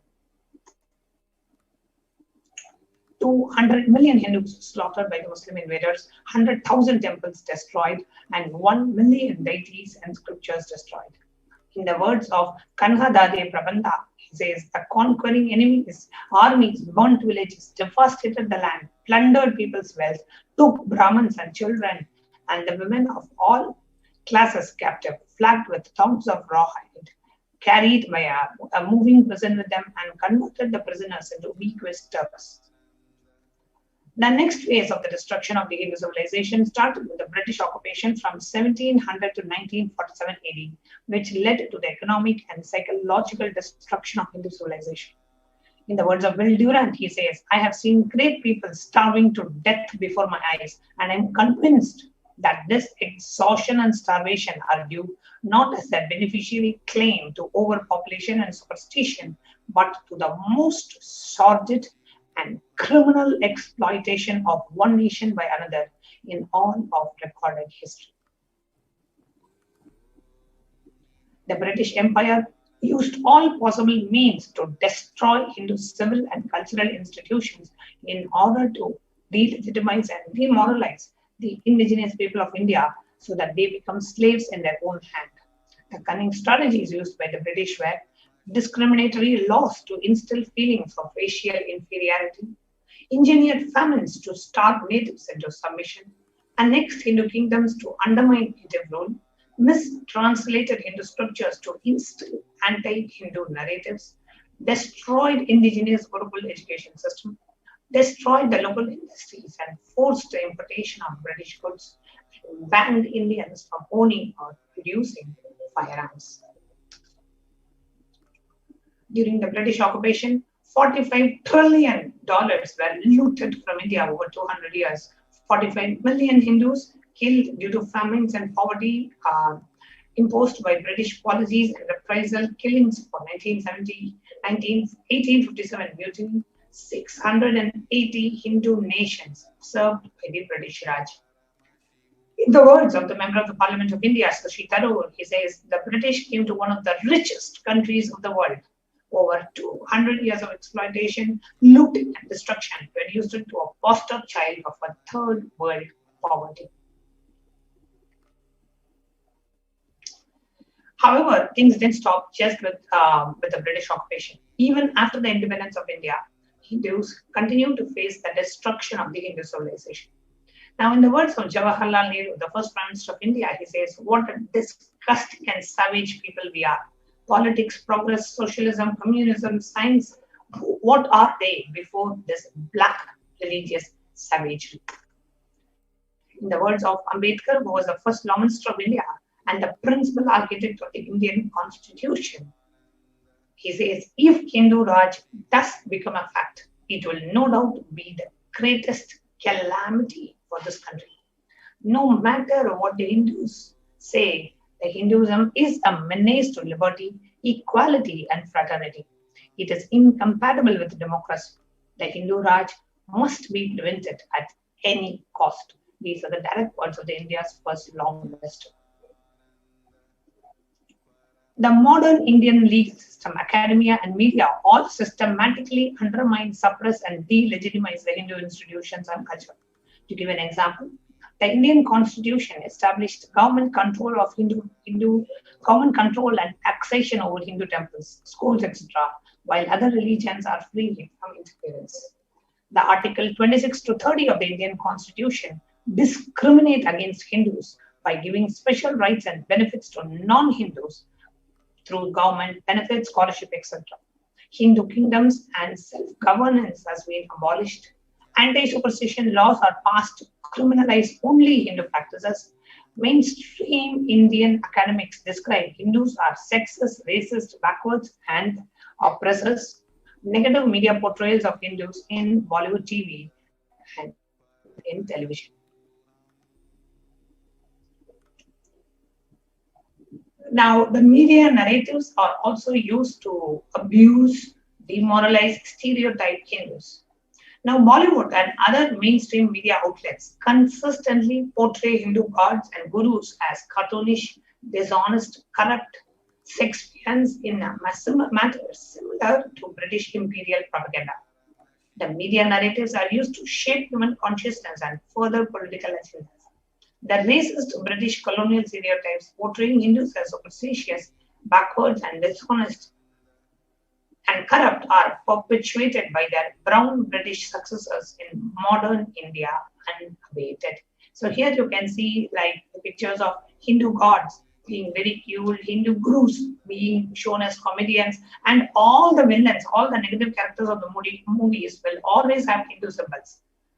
All the negative characters will have Hindu symbols like Kumkum and Tripundri and Trishul, and all the heroes will be either anti-Hindu or secular. At least the way it is shown on the television. Now, what does that leave with, right? It is extremely important that we revive the Hindu nation so that we can re-establish the cultural, spiritual, political, economic, financial legitimacy of Sanatana Hindu Dharma. So, a vision for a Hindu civilization as revealed by the Supreme Pontiff of Hinduism, Jagadguru Mahasannidhanam, His Divine Holiness Bhagavan Nithyananda Paramashivam. Now, during the time of Mahabharata, we had 56 Hindu nations, 200 states, 1,700 provinces, 10,000 sampradayas. However, in all of the 56, we, the Hindus, are persecuted. Now, we have lost all the 56. The last one to fall was Nepal. I am a collective voice of all persecuted Hindus. I will revive and rebuild a Hindu nation built on Vedagamic principles as a refuge for all practicing and aspiring Hindus, a safe haven for all persecuted Hindus. Now, this revival of Kailasa, the Hindu nation, is for reviving the whole life of enlightened civilization and the greatest things it has to offer to the world, bringing legitimacy to all offerings, Sanatana Hindu Dharma, and its sharing it with the whole world is the purpose of the Hindu nation. Now, the administration of Kailasa. Kailasa is the revival of the cosmic constitution. Kailasa is the model nation of how the enlightened civilization should be living and administered. Politics, judiciary, education, economy, everything will be revived as Paramashiva revealed in the Vedagamic Sanatana Hindu Dharma's scriptures. Being one of the most persecuted civilizations today, Hinduism is on the brink of extinction such that the next generation may know about Hinduism only through Hindu books. What can we do to stand up for this civilization and all that it has to offer to the world? Today, Hinduism is a political orphan.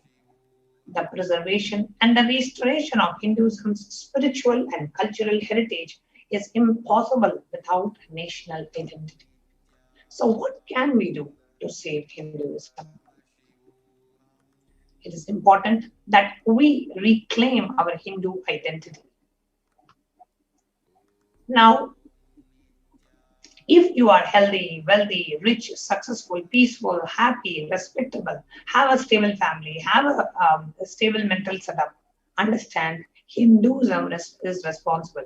Your Hindu identity is responsible. The Hindu scriptures are responsible for your successful life. It is the Hindu scriptures which give us the best mental setup, the powerful cognitions to lead our life. All the best things we have, the Hindus have. The Hindu scriptures are possible. Hindus are the richest and the most successful ethnic community in the world. The Hindu scriptures, Hindu lifestyle, our enlightened masters are responsible for this. The Hindu thought currents are responsible for our successes. And it is not just anti-Hindu elements being active, it is Hindus, we being inactive, is responsible for the whole destruction of Sanatana Hindu Dharma. Let us now take responsibility for Hinduism and let all Hindus all over the world, let us reclaim our Hindu identity. So it is the responsibility of us Hindus to revive the enlightened civilization again and again and again and give all the gifts of enlightened civilization to humanity. The revival of the enlightened civilization, Kailasa, the Hindu nation, is and has become a dire need for humanity.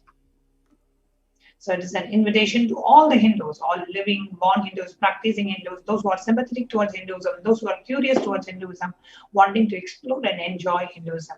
We invite each and every one of you to be a part of this great revival of Kailasa. So why we need Kailasa, the only Hindu nation? What is the need of the Hindu nation and how it is needed for humanity?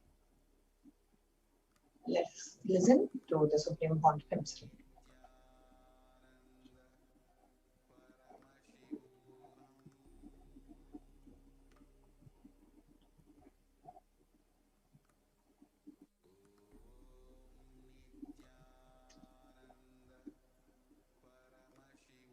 Contribution.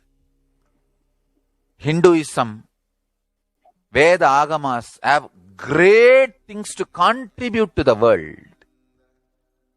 Like the great power manifestation science, the ancient culture and arts, the ancient lifestyle truths, the ancient medical practices and medicinal knowledge, the ancient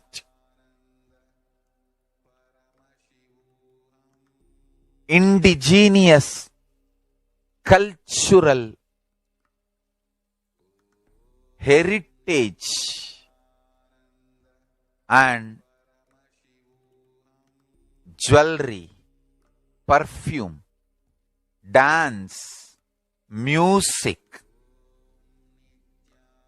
in every level, Hinduism has so much to contribute. Veda Agamic traditions have so much to contribute. To share all this with the world, to contribute to the world.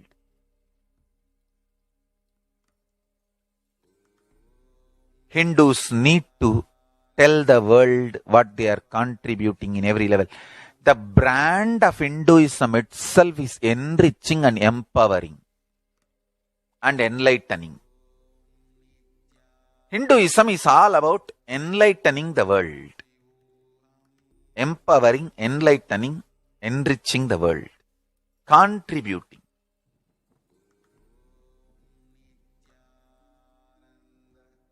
That is our spiritual life. That is our spiritual strength. That is our spiritual core principle. O humanity, I request you with folded hands, some one corner of the world, if you just give me few hundred acres, I will keep this whole science alive. Leave it for the whole humanity freely. Fortunately, Paramashiva has given me the power to decode all this Hindu medicinal system, Hindu judiciary system, Hindu social law and order system, Hindu power manifestation system, Hindu mental sciences system, Hindu yogic sciences, the sciences of Hindu biology, Hindu physics, Hindu psychology, Hindu physiology, Hindu chemistry, all this Paramashiva has given me the power to decode. Whatever the remaining scriptures are available with the humanity, Paramashiva has blessed me and I have collected. Not only I have collected and organized, I can decode. This whole science can be kept alive in any one corner of the world. Just few hundred acres are given for me to live peacefully and exist peacefully. I can store this whole thing alive and contribute it to humanity. Humanity can become better and better and better I can make the planet Earth so much better place to live. I am here to contribute, and I will continue to contribute.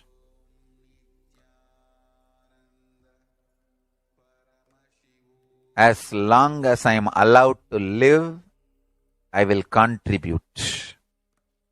I have collected all the remaining available scriptures, maybe 2 crore books.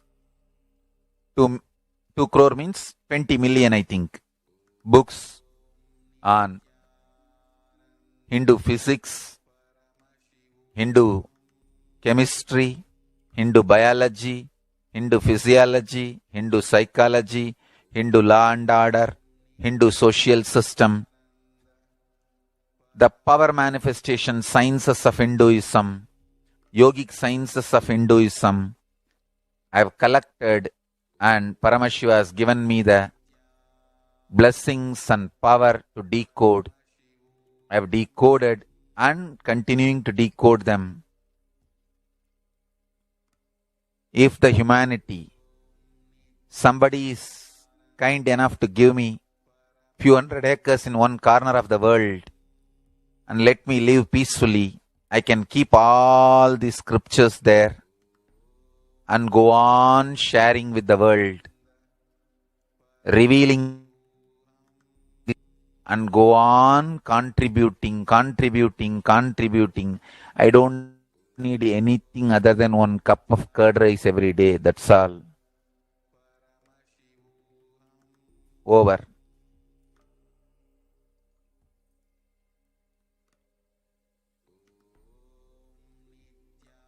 The world. I can make the world better place to live. That's all I have to say.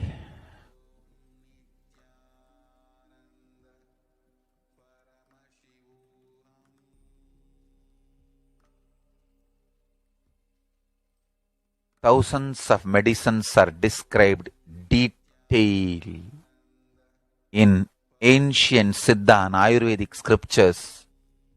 Paramashiva has given me the power to decode them, read them, and properly translate and map them to the modern day human language. And I am ready to work 20 hours a day. I just need few hundred acres where I can sit peacefully and keep this library, run a Gurukul where thousands of people can learn this and share it with the world. Understand?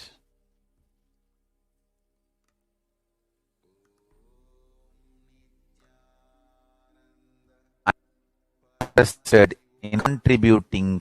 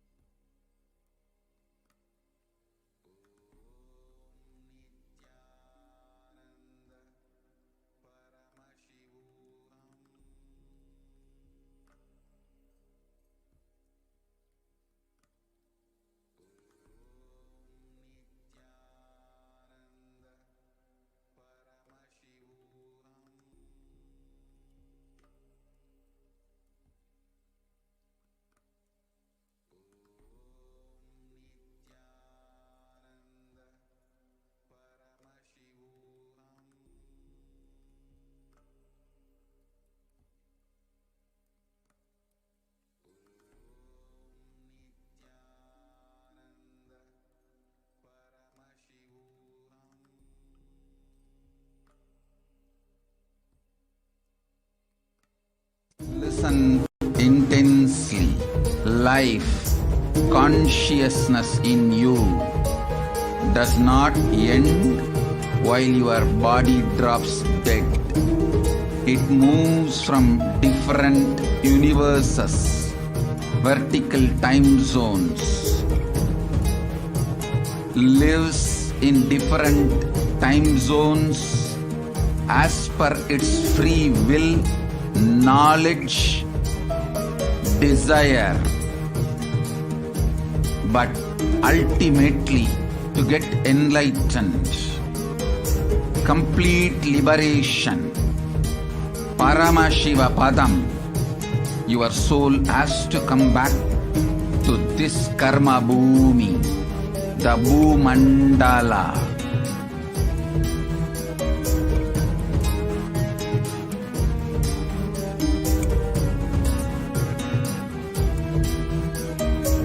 This Bhumandala and the Jati ecosystems, the caste ecosystems,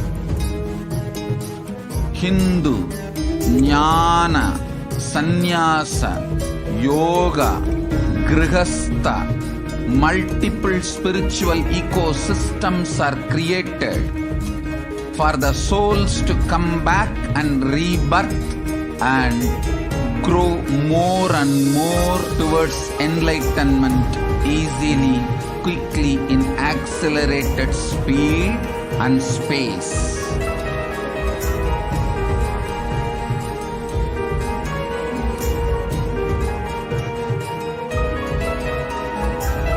Understand the secret of Sayujya Mukti.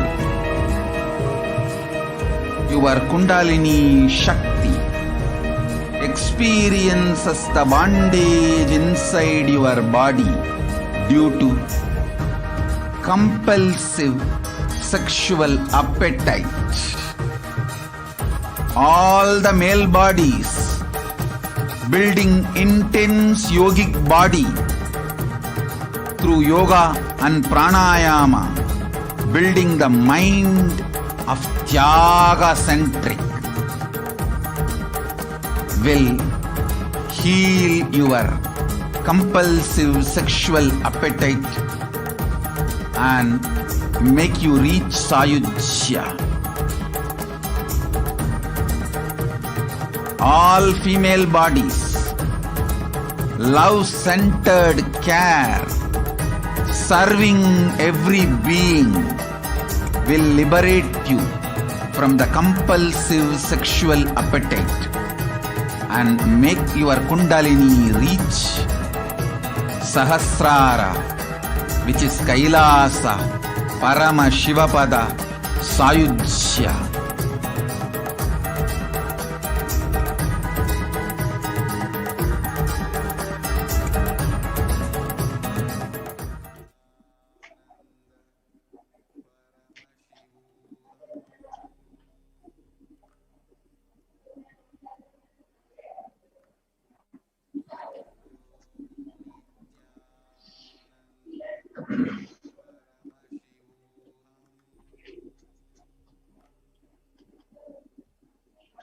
Welcome back, dear viewers. Apologizing for the technical glitch.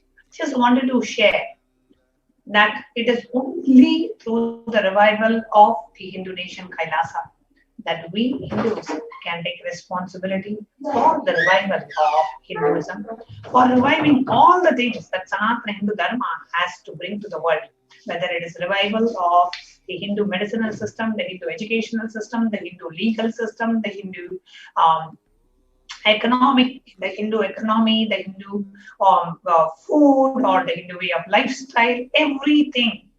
The knowledge of enlightenment, the science of enlightenment, the Hindu libraries, the Hindu scriptures, everything can be revived only if we are able to revive Kailasa, the only Hindu nation.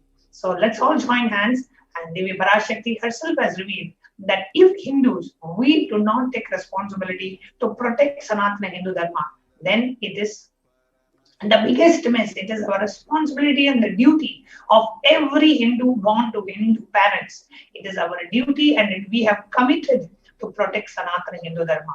And now we are in the age of the avatar. So it is our responsibility, every Hindu's responsibility, every Hindu who is born to Hindu parents,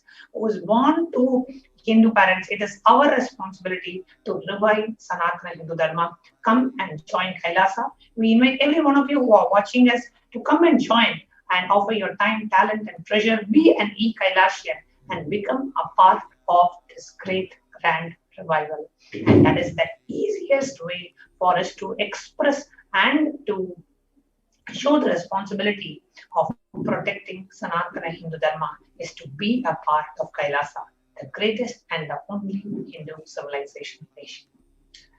So with that, it's time for us to move on. And if you have any questions and if you would like to share anything about Kailasa, you can go ahead and put it in the comments on YouTube. And we will be now moving on to the next part of this program, where we are going to share with you about how do we connect with Devi Parashakti. What are the different ways that we can connect with Devi Parashakti? Through the different offerings that we have, we'll be sharing that with you now.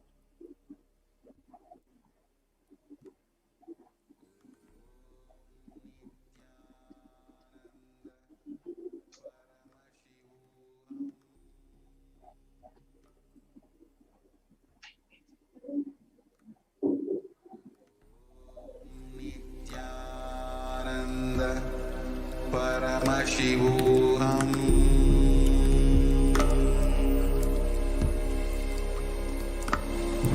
Om Nithyananda Paramashivoham.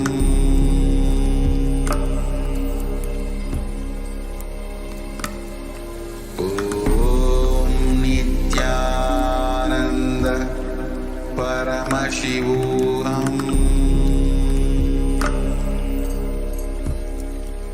What are the various offerings that we have for Devi Parashakti? How can we connect with her as she lands to manifest through the Nijavatara of the Supreme Pontiff of Hinduism? Contribution.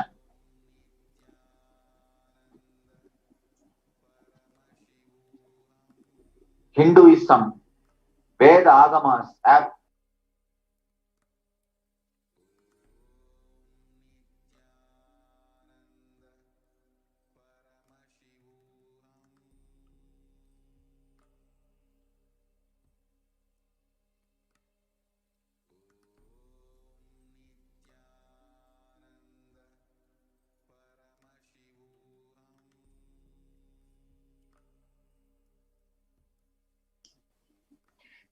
So what are the different ways? The first offering that we have is the e-hundi offering. Now, the e-hundi offering is a way that we connect with Devi Parashakti and offer our gratitude for Devi Parashakti manifesting in our life. Bhakti Priya, Bhakti Gamya, Bhakti Vashya, Vayapaha, Shambhavi, Sharada, Radhya, Sharmani, Sharmadayini. So, Devi Parashakti is fond of true devotion and is realized through true devotion. She can be won over through true devotion. She removes all the fears. Whatever fear that we may have, the fear, anxiety, whatever we may have, Devi Parashakti is sure to remove that fear. And it is stated that Devi can be worshipped, especially at this time when we are going through so much of fear and anxiety due to the pandemic and job loss and so many things that are happening. Just connect to Devi Parashakti every day. Literally, Devi Parashakti lands to bless us all, to shower us with the wounds, to protect us from whatever the deadly pandemic. She says, none of my devotees, just hold on to my faith. None of my devotees will be affected with corona. So just pray to Devi Parashakti, connect with her, and offer your gratitude in the form of e-hundi offering. You can offer any amount in the e-hundi. It is like we go to a temple and we put some money in the temple hundi. So here we are doing it online. So you can offer your gratitude to Devi Parashakti by visiting tiny.cc/Devi-offerings. I request the MTV operator to please project the link for the offerings. The next offering that we have is that of the Sankalpa, where you pray to Devi Parashakti to receive our blessings and grace in our life. Taitan mohyate vishwam shaiva vishwam prasuyate chaya chitta cha vijanam tushta arugyam prayachati. The goddess enchants the universe, and she has prayed without interest in anything, gives that knowledge that leads to salvation and gives wealth in the materialistic sense. So the 12th chapter, the 34th verse of Devi Mahatmya says, offering the sankalpa, the conscious resolution to Devi Parashakti.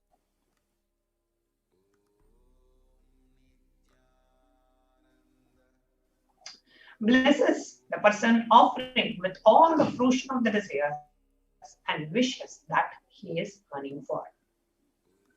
So pray to Devi Parashakti, offer the conscious resolution to Devi Parashakti to receive her blessings and grace.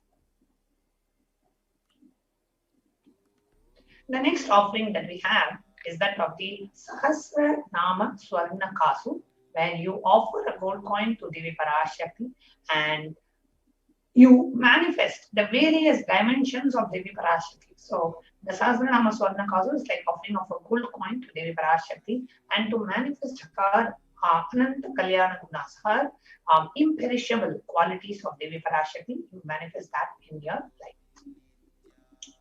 The next offering is that of the Mukta Anguti, the finger ring with a pearl. It comes in 3 sizes, small, medium, and large, $251, $501, and $750. So the Mukta Anguti, the reference from the Meenakshi Pancharatnam, Muktahara Lasat Kirita Ruchiram Purnendu Vakta Prabham Sinchannu Purakinkini Manidaram Padma Prabhavasuram Sarva Vishta Palapradam Girisudam Vani Rama Sevitam Meenakshim Pranadosmi Santatamaham Karunyavaram Nidhim. I bow to the goddess Meenakshi, whose crown has a garland of pearls and the face shining like a full moon, who wears anklets that are studded with gemstones and has small bells, who is shining like the splendor of lotus, who grants all the wishes, the daughter of the mountain, who is worshipped by goddesses Vadi and Rama. I remain bowing to goddess Meenakshi, the ocean of compassion. So offer the Mukta Anguti, the finger ring with a pearl, to Devi Parashakti.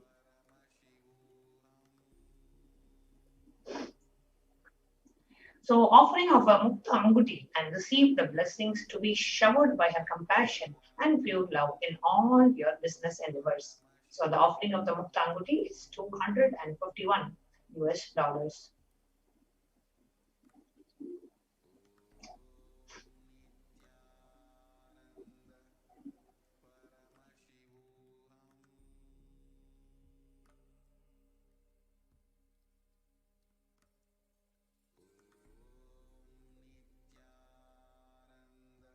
The next offering that we have is that of the Swarna Padma Pushpam, the golden lotus.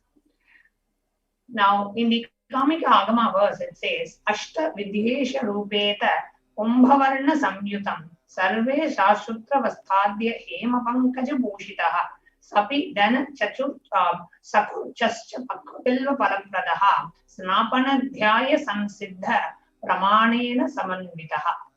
So, all the kalashas should be adorned with a suitable thread covered with a new cloth. They should be adorned with a lotus flower made out of gold. So,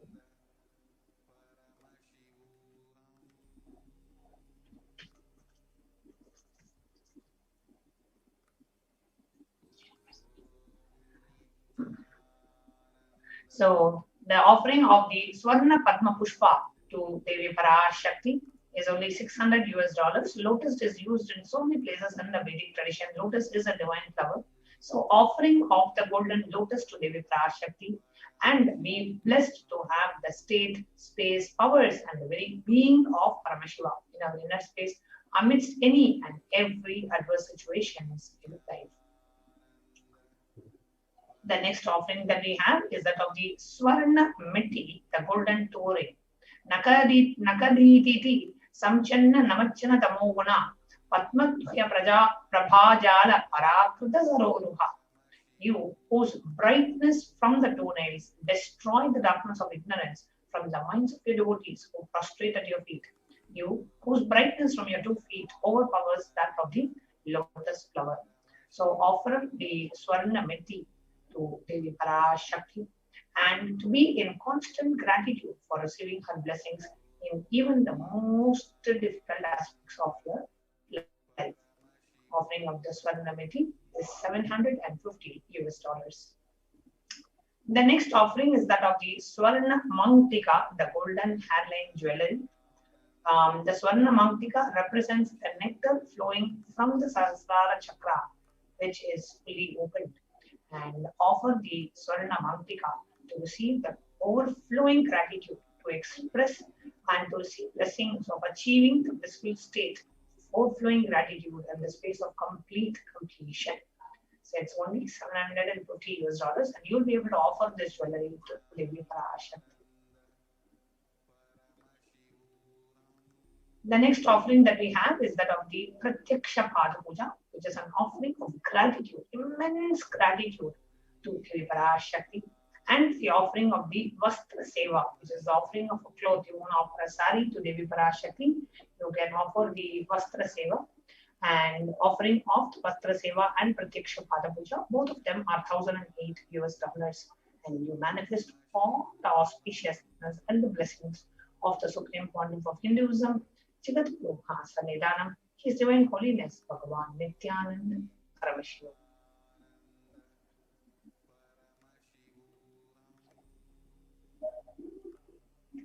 So here are the various offerings that you can offer to Devi Parashakti. The E-Kundi offering, which can be any amount, and then you have the Sankalpa chanting, which is $1 per person, so you can offer any amount, and you can offer it for multiple people in your life also. Then the gold coin comes in 3 sizes, small, medium, and large, $75, $151, and $251. Mukta Anguti, the pearl finger ring, also comes in 3 sizes. Swarna Padma Pushpa comes in 3 sizes. Swarna Meti, the golden tool, and the Swarna Mangtika, the golden hairline jewelry, both of them are $750 US. And Pratyaksha Pada Puja and Vastra Seva are $1,008 US. So how do we go ahead and register? The link is being projected on the screen. So you go ahead for the online payment. If you already have and you are able to go ahead and make the payment today, you can. If you need help in manifesting, you want to offer but you do not have the resources to offer it, then you can fill the first form, tiny.cc/Bhavasamadhi, and we will connect with you and help you manifest. If you already are ready for the payment, directly you can go for the second link, tiny.cc/Devi-offerings, and after the payment, you will submit the details for the puja, for the names of your family members to be included in the puja. So I'll now take you through a walkthrough of how we can go ahead and make the payment. In the meanwhile, we'll give you a few minutes for you to go ahead and visit the site tiny.cc/Devi-offerings.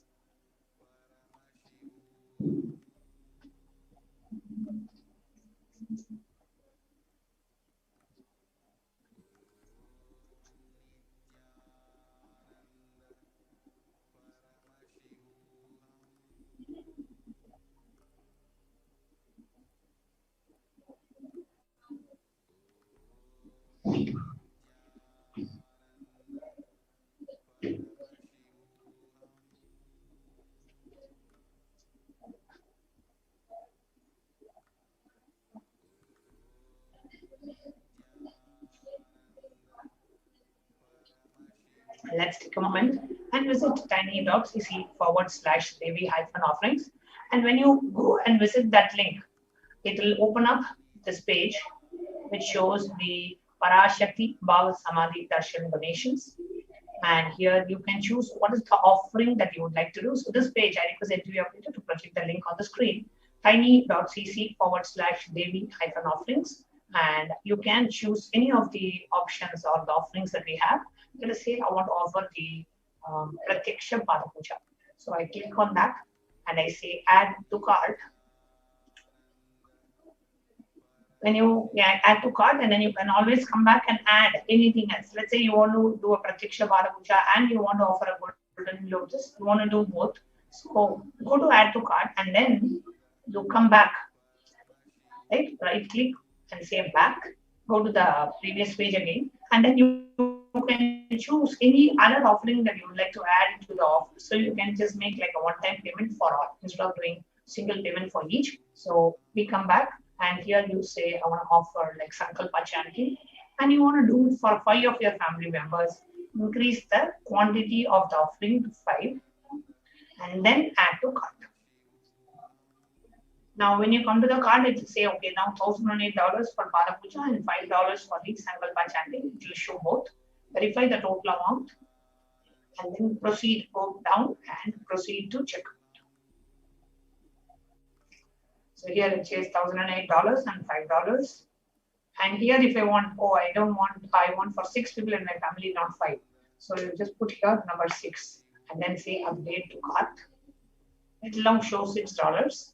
And then in the bottom, it will show the total amount. $1,008 plus $6 is $1,014. Okay, great. Click on proceed to checkout.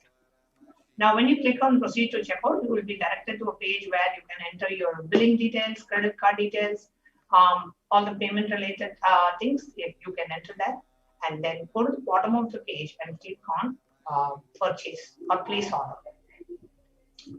So here we have the billing details, then orders, credit card details, and then click on I have read through the terms and conditions, and on the right side you will say place order. Now once you are able to successfully go through the payment and finish the payment, the next step that you will do is you will come to tiny.cc/Sankalpa 2021. Now if you go to this form, it will show you all the details of the person who is making the offering. And then the payment or date and the order number and the like a screenshot of the payment, etc. to be uploaded. So here is the Sankalpa 2021 form.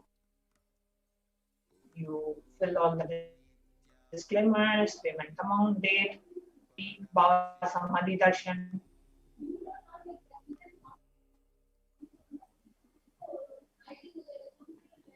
And then click on next. In the next page, you will enter the exact offering that you're doing, the names of the family members you want chanted during this offering. The next option that we have is that of while you are watching us live on YouTube, you can go ahead and make show your support and make a contribution to Kailasa. So just click on. I will now project the YouTube live chat and share with you how just while you're watching the YouTube, you can go ahead and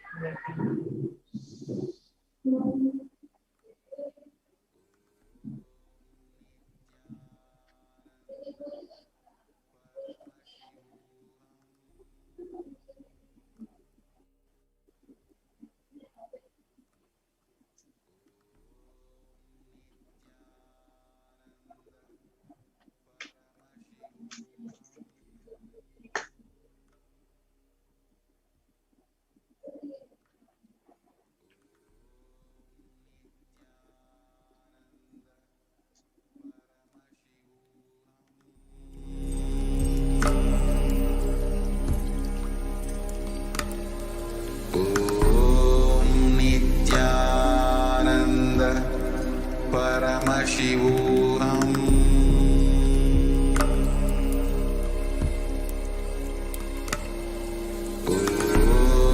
Nithyananda Paramashivoham.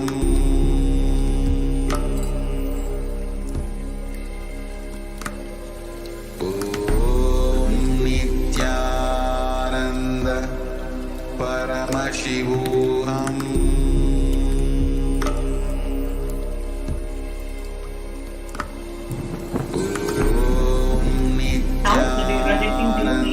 live stream page. Right next to the live stream, you see a dollar symbol. So when you click on that dollar symbol, you have 3 options. 1, to join the channel. 2, super chat. And 3, super sticker.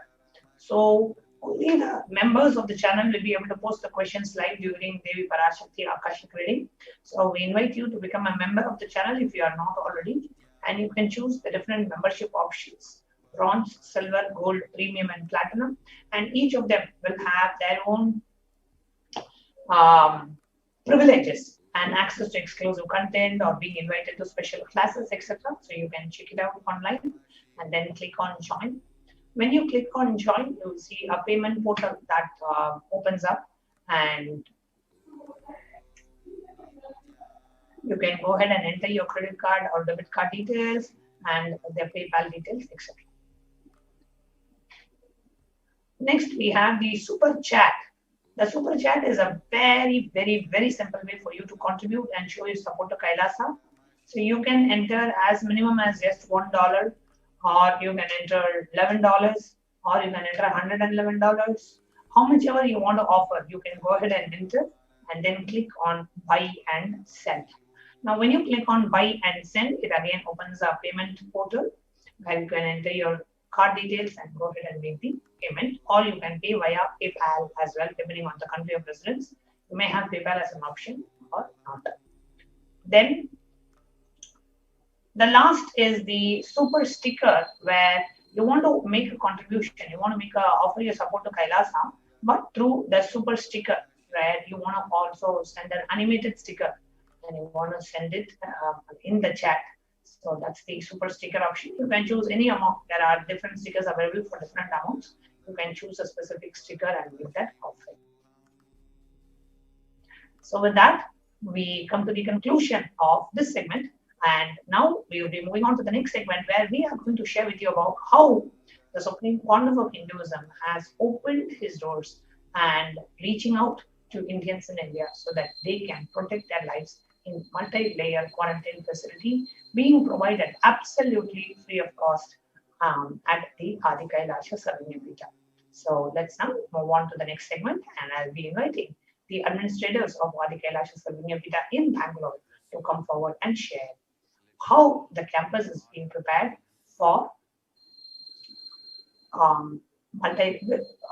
to provide multi-layer quarantine services.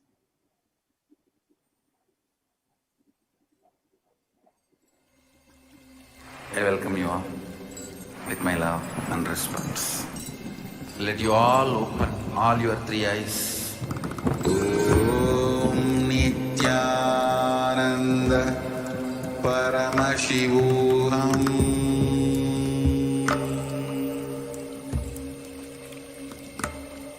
Om Nithyananda Paramashivoham.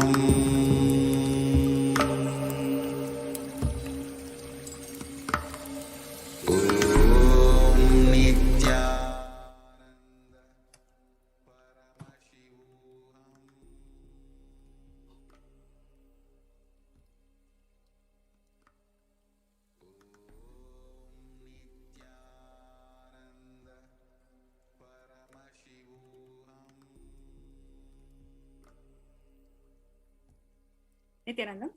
The next segment is about Kailasa's multi-layered quarantine opportunity for India during the ongoing pandemic of COVID-19. Joining with me is Ma HDH Swami, who is also one of the administrators of Adi Kailasa. Nithyananda.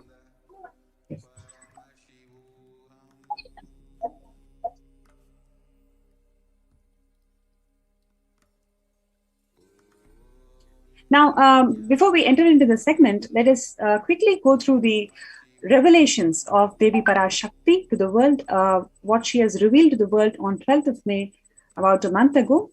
She revealed that India is the biggest spiritual land where enlightened beings happen again and again, flower as the enlightened beings, and benefit the entire world. We cannot afford to lose the only Bharadam. We cannot lose the enlightenment womb.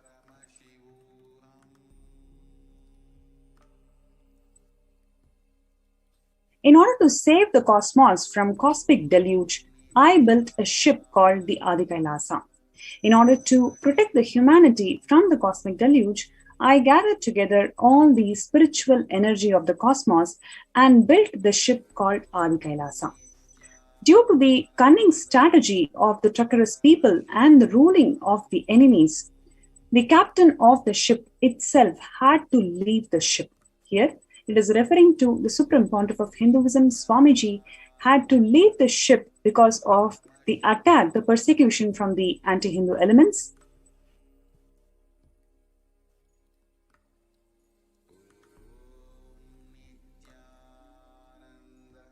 Now, let all come and take a good bath, get protected and get healed and get all the benefits. Make use of the ship which I built out of huge grace and compassion, and protect yourselves from the huge cosmic deluding destructive dance. For India, I made the ship as protection, the Nithyananda Navapashana Lingam in Vaidya Sarovar. Go to Adi Kailasa. Crores of people will come there looking for health, Navapashana, water feast, and medicine to get the health and protection and enlightenment. For all of them, give Annadan. To protect India from the great destruction, I, Parashakti, made this huge ship. Even if the captain is not there, ship is there.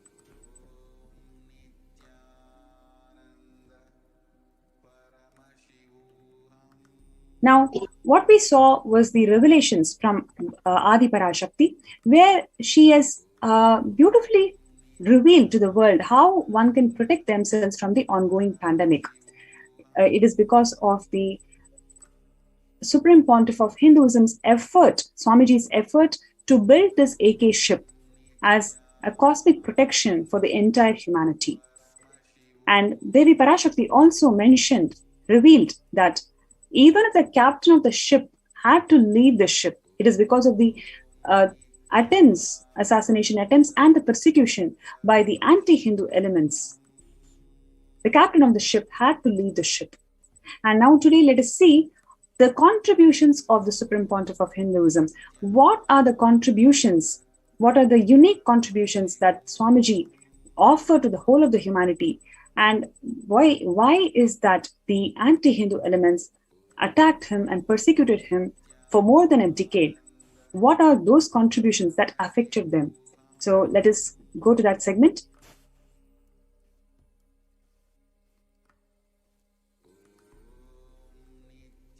The Supreme Pontiff of Hinduism, Jagadguru Mahasannidhanam, His Divine Holiness Swamiji had conducted number of meditation classes in local schools, especially by the international agencies called Kailasa's White Om and the Sovereign Order of Kailasa.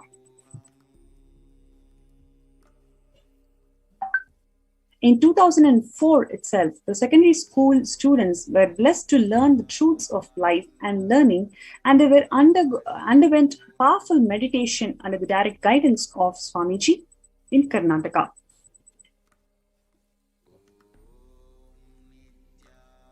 In 2006, Swamiji conducted several meditation events in different schools. So what you're seeing today is now in the slide is a picture from Trichy in Tamil Nadu, where Swamiji is conducting these meditation events for the school students. And what you're seeing here is the engineering college students in 2008 in Karnataka.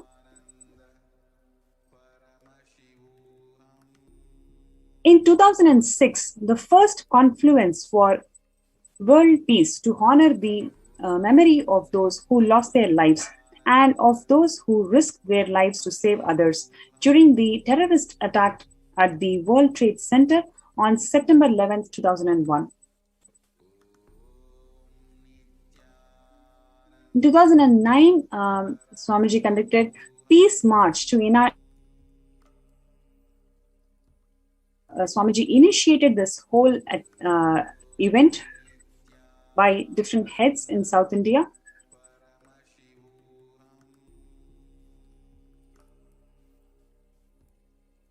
And here you can see peace walk by the peacekeepers of the Sovereign Order of Kailasa, walking several miles in South India to promote peace and unity amongst different religions.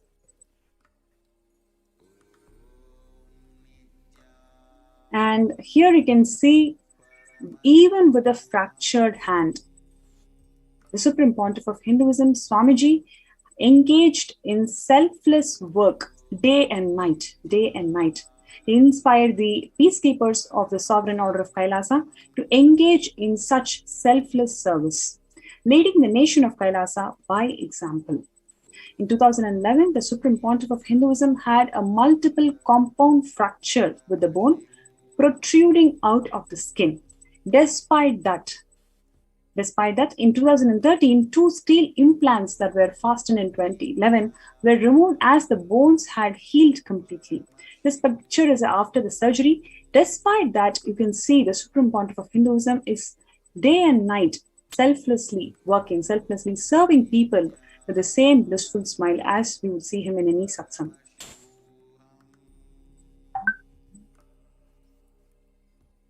And you can see how the Supreme Pontiff of Hinduism inspired and guided the entire Sovereign Order of Kailasa to involve themselves, to engage themselves in all the humanitarian efforts. Here what you see is a monk of the Sovereign Order of Kailasa donating blood.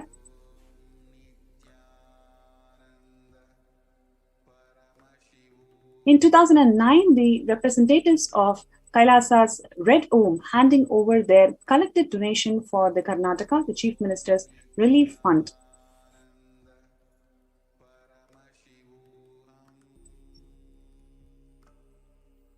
In 2008, a spiritual conference and meditation program led by the Supreme Pontiff of Hinduism organized by thousands of citizens of Kailasa and all the practicing Hindus in Tamil Nadu.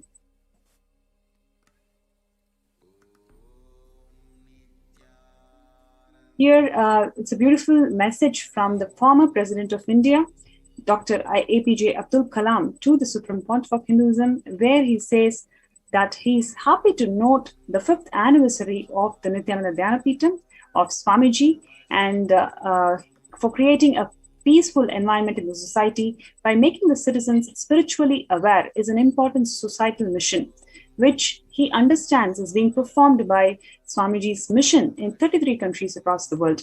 And he further says that he's also happy to know that the part of this anniversary celebrations, Jnanadhan, Aushadadhan, Dhyan and Anadan programs are launched.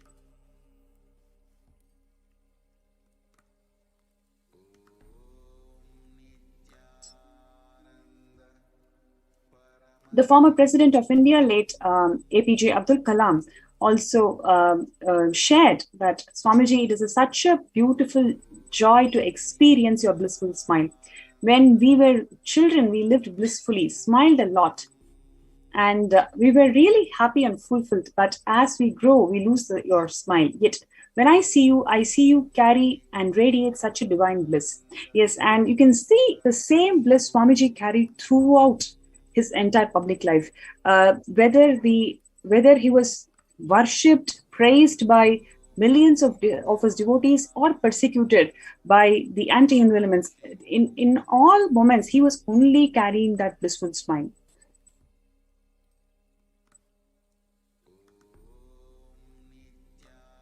This is in 2007, the Californian Legislature Assembly recognized the Supreme Pontiff of Hinduism as the enlightened master, modern mystic, and greatest saint of modern India, who has taught the science of attaining endless happiness. In 2007, the Senate of the state of California, recognizing the Swamiji for his spirit, dedication, and efforts to raise the awareness of the Vedic tradition and to usher positively on global peace and universal brotherhood. In 2009, Californian Legislature Assembly recognized the Supreme Pontiff of Hinduism of his leadership and outstanding commitment to communities around the world, service and selfless devotion to students of International Vedic Hindu University.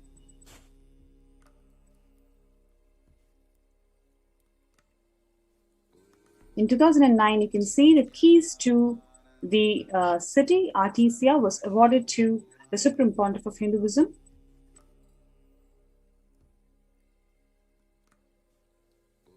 In 2009, he was recognized by the Honorable Jim Karigiannis, who's the Member of Parliament, for his contributions as a Global Peace Ambassador. In 2009, the Oklahoma City has acknowledged the Supreme Pontiff of Hinduism for his unselfish service to the people of Oklahoma City while serving for their spiritual well-being.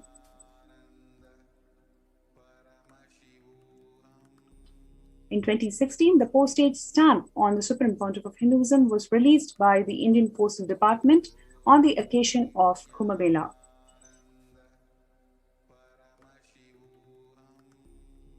In 2015, the Senate of the State of California has recognized and congratulated His Divine Holiness for highlighting and educating the community on Kumbh Mela. And in 2015, the Nithyananda Hindu University was authorized by the Akhila Bharatiya Akhada Parishad as the only organization that can conduct this festival outside India.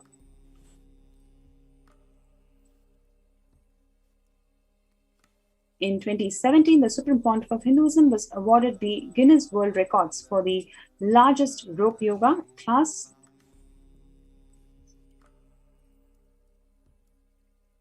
And in the same year, in 2017, the Supreme Pontiff of Hinduism was awarded for Guinness World Record for the largest pole yoga, the Shivastamba Yoga class. And in the same year, one more Guinness record on the largest human Om symbol was performed by the Supreme Pontiff of Hinduism and the Nithyananda University at Bangalore.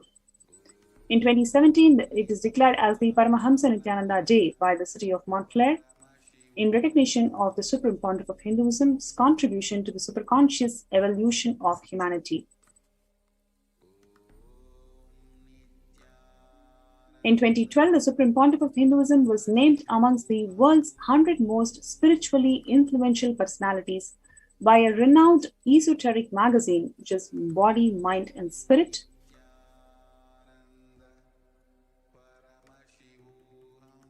In 2018, the Supreme Pontiff of Hinduism was conferred with the honorary doctorate in humanities by the Commonwealth University.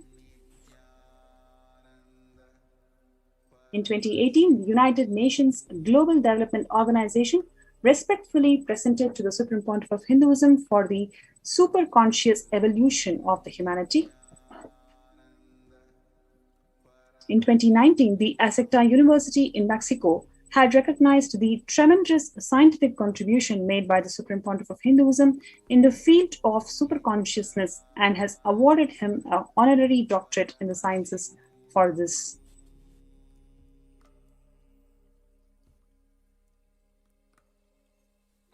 So before we go to the next segment, if you are feeling you need to be protected with this ongoing pandemic, and if you want to feel secured, Swamiji has opened the de facto embassies, the spiritual de facto embassies in India, for you to enjoy the free food, accommodation, stay, internet services, and spiritually evolve yourself during this ongoing pandemic. So you have this opportunity, and if you're interested, you can join, register yourself in kailasa.org/Kailasa Care, KAILASA.org/KAILASACARE. So while you're getting registered, let's have a short break and we'll be right back.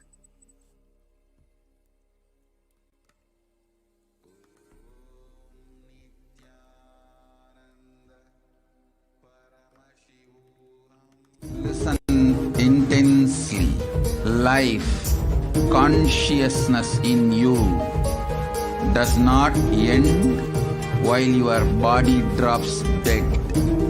It moves from different universes, vertical time zones,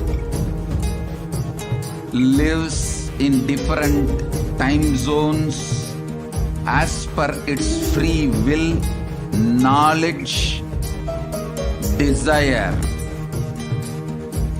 but ultimately to get enlightened. complete liberation, Paramashiva Padam, your soul has to come back to this karma bhumi, the Bhumandala.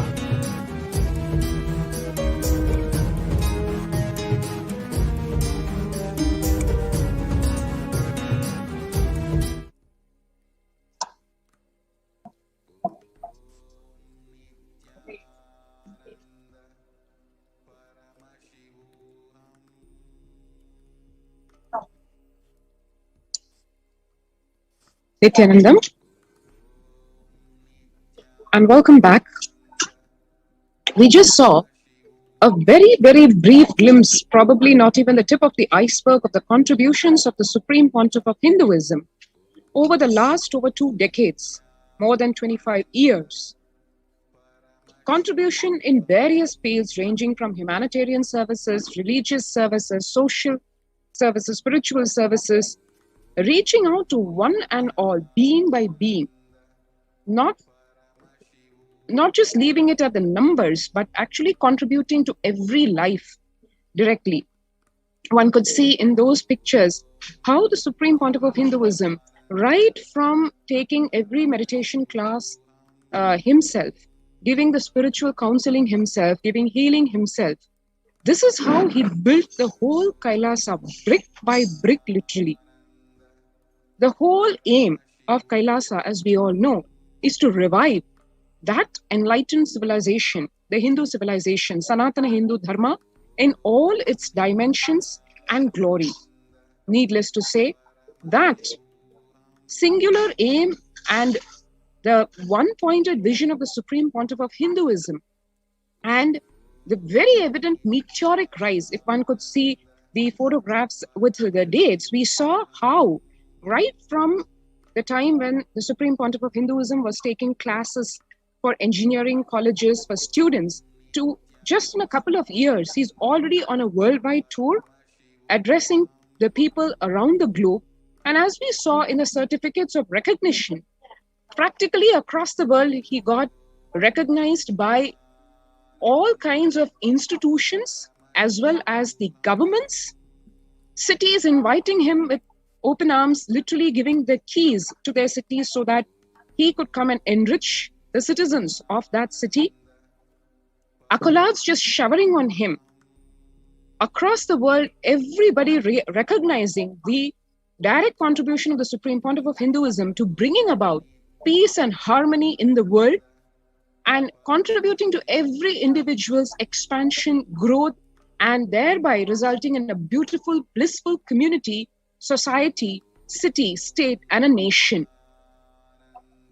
Now that is exactly what irked the anti-Hindu terrorist militants who did not and have never wanted Sanatana Hindu Dharma to come to be alive, because it is directly against their vested interests of holding people under their power, be it physically through enslavement or psychologically through mental slavery, ideological slavery. So that started a massive persecution on the Supreme Pontiff of Hinduism. What exactly happened? How it was done? What multi-layer conspiracy was made against the Supreme Pontiff of Hinduism? We'll just see in a few minutes.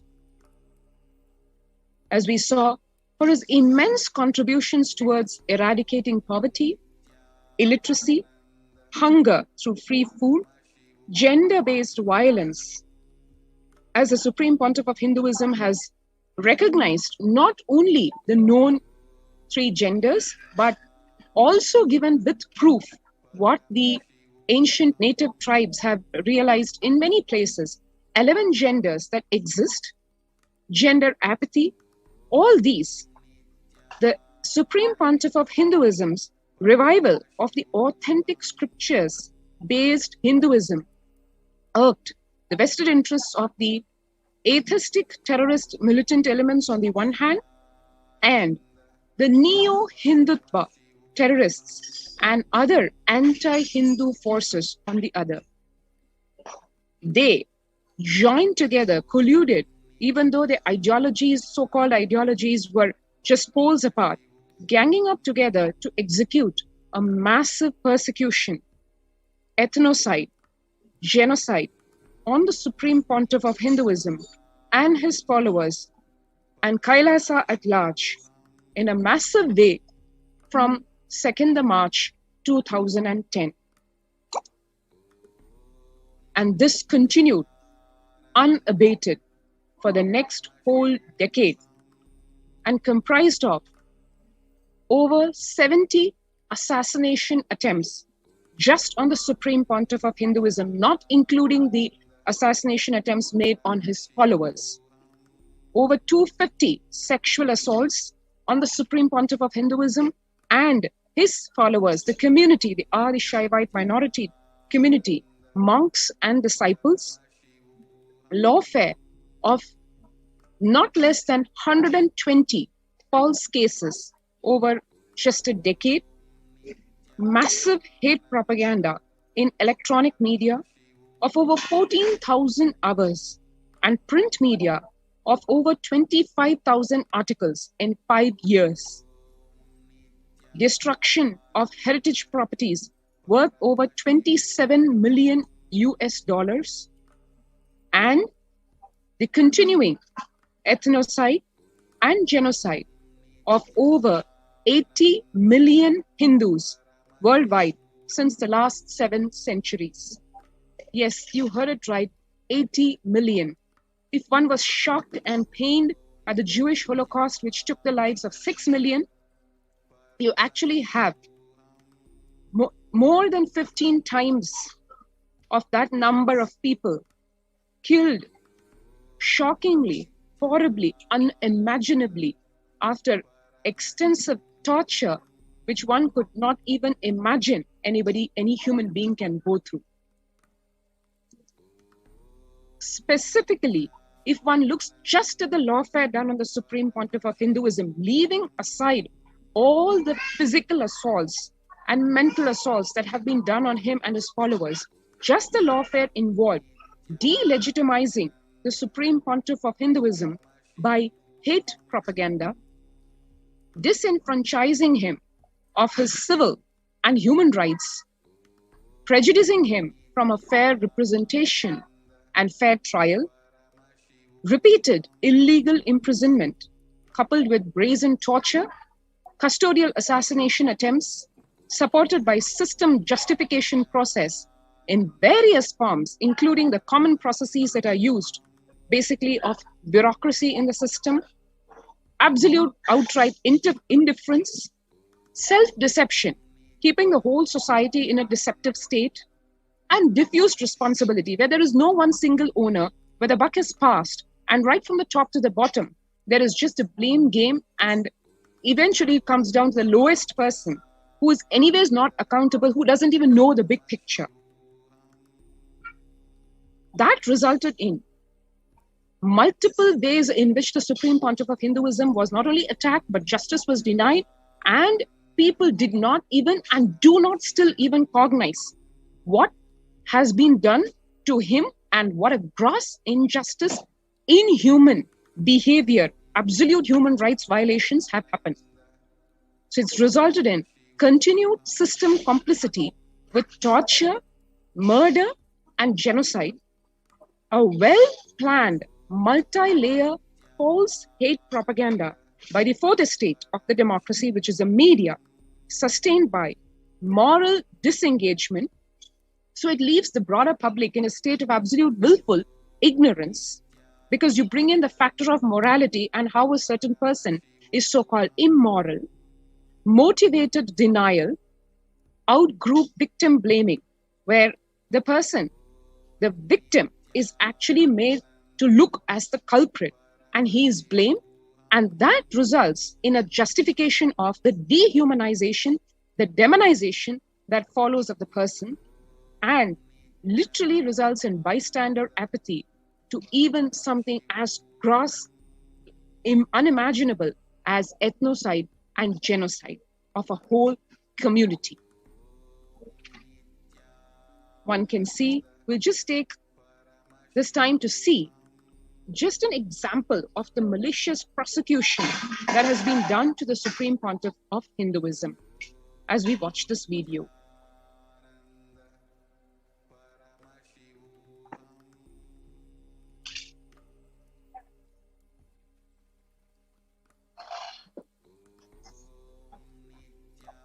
Rape accused, fake godman. Rape accused. Accused of raping. The rape accused. Rape accused self-styled godman Nithyananda.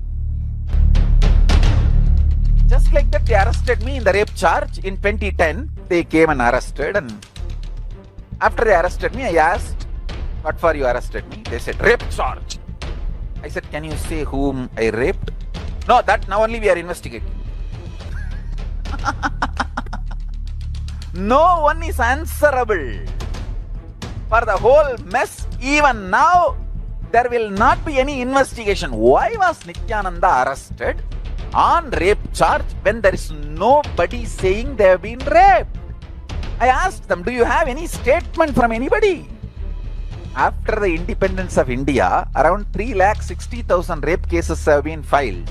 Only rape case 376 where there is no victim's name or altered name. Even altered, there is no victim. Usually, if there is a victim who got raped, they will announce in the media and search for, "Hey, we have a victim and we need accused. We are searching for the accused. Where is the accused? Where he is disappeared?" In my case, "Hey, we have accused here. What victim? Please come, please come." Facebook ad was given, TV ad was given, and newspaper ad was given for calling for victim, saying, "You please come, we will give you traveling bus fare and we will keep your name secret. Please come, please come." You cannot get justice. Rape accused. Accused of raping. The rape accused. Rape accused self-styled godman Nithyananda.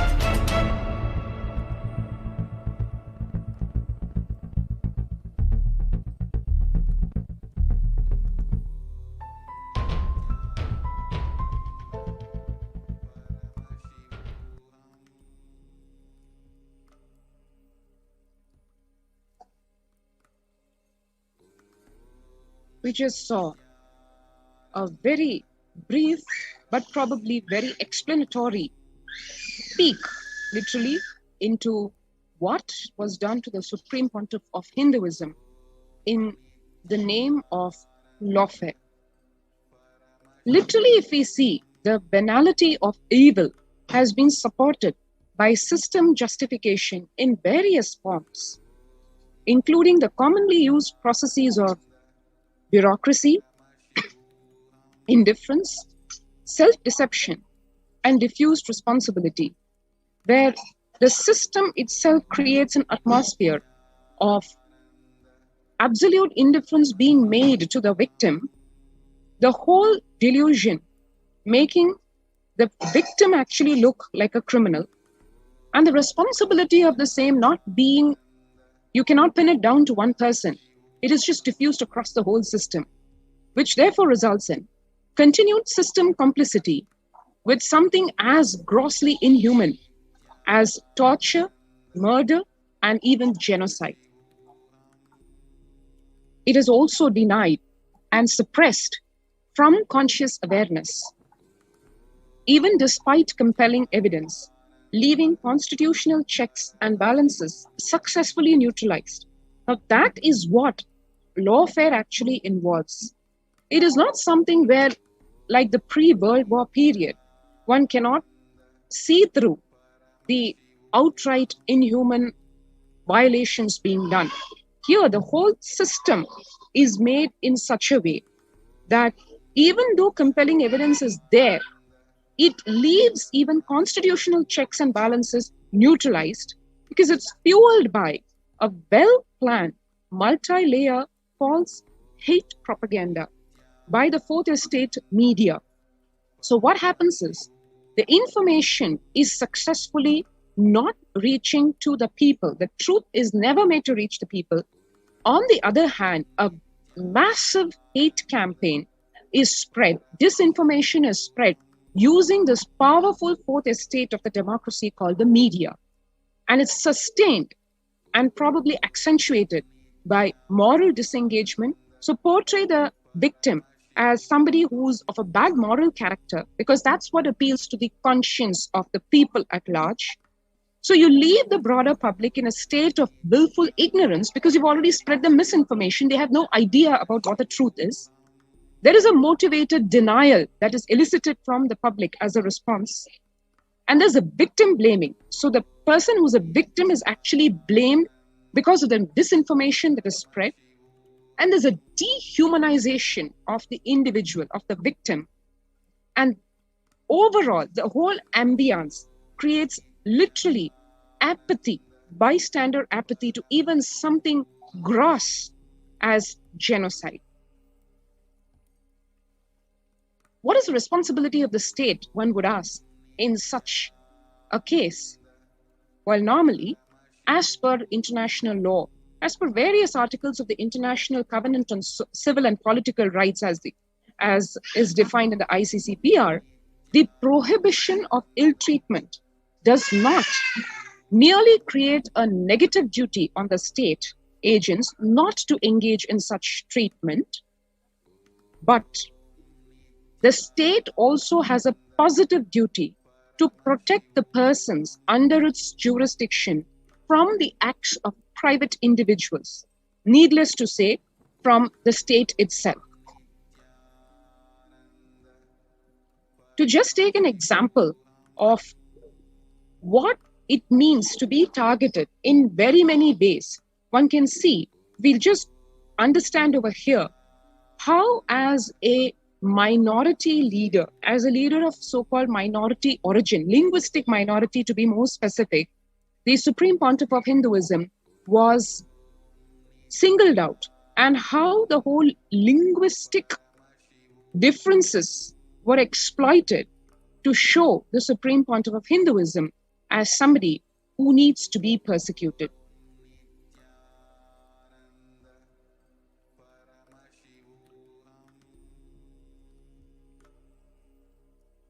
One can see way back in 1956, to be more precise, the different states of India were reorganized.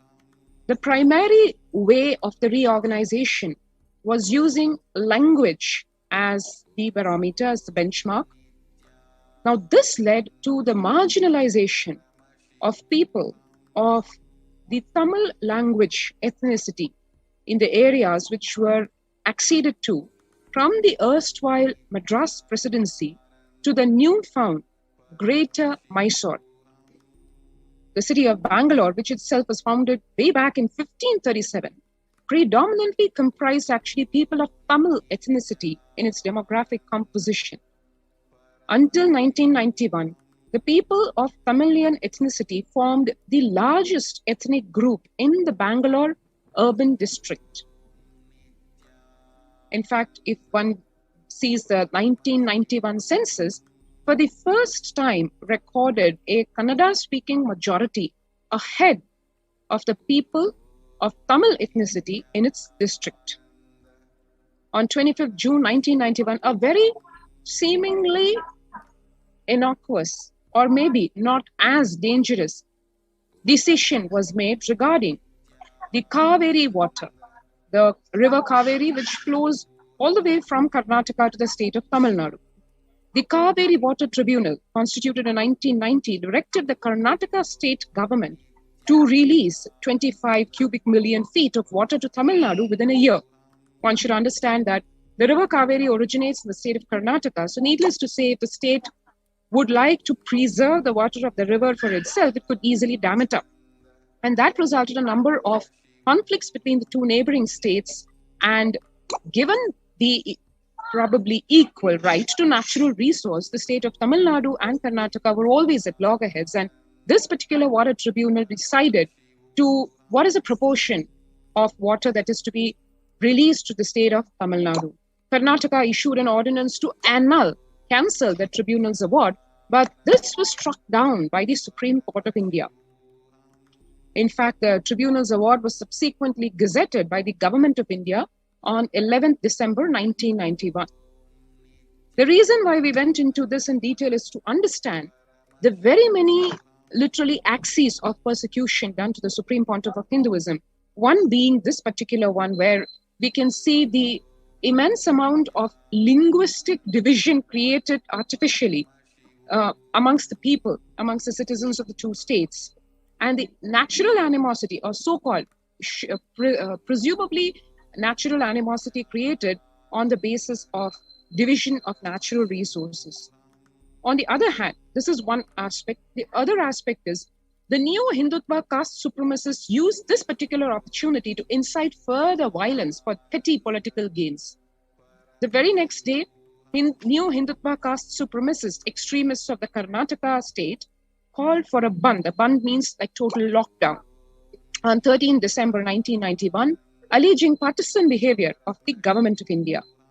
The leader of the neo-Hindutva caste supremacist extremists declared, Kaveri River is a mother of the Kannadigas, means the people of the state of Karnataka, so we cannot give water to anybody else.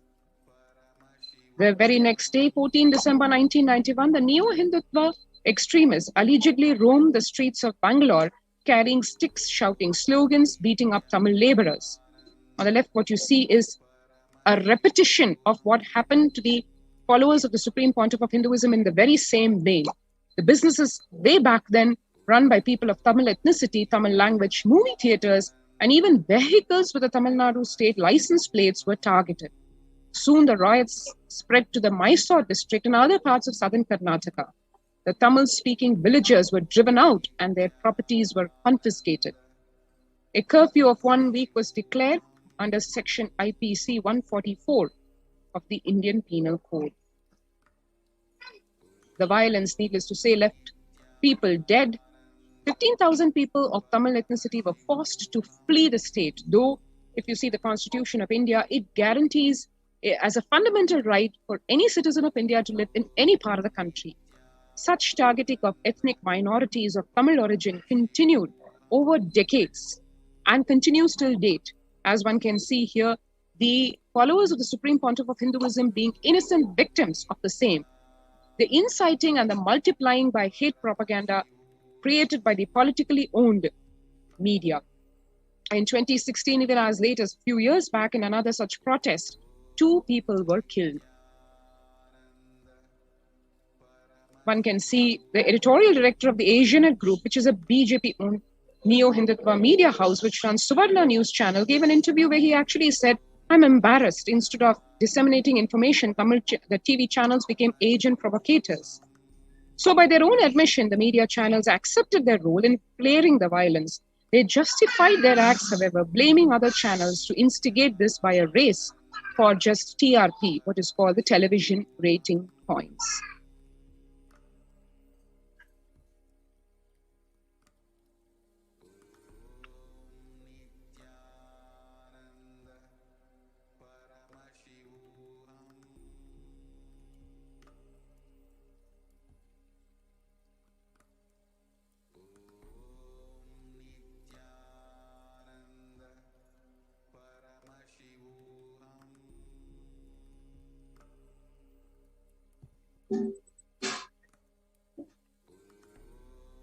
The neo-Hindutva leaders have extremely regressive views regarding the sexuality and the rights of people of non-conformist genders. The views of some go to the extent of justifying rape as a tool to suppress native Hindu traditions for their political agenda. Contrary to this, the gender fluidity and non-binary gender theories have always been seen as an everyday fact of life by native traditions worldwide. None of the genders were seen as a rule or an abnormality. Since time immemorial, Native Americans recognized 5 genders. Non-binary genders were recognized, documented, and accepted in Greek history. Native traditions like the Adi Shaivite minority tradition in Hinduism has recognized 11 gender identities. So the Sannyas Sampradaya, the monastic order established by the Supreme Pontiff of Hinduism, is unique in that it freely ordains women and allows women to perform temple rituals. Women constitute the majority of the senior leadership in by establishing his vision of Hinduism as not just orthodox, but also a highly progressive and committed to gender equality.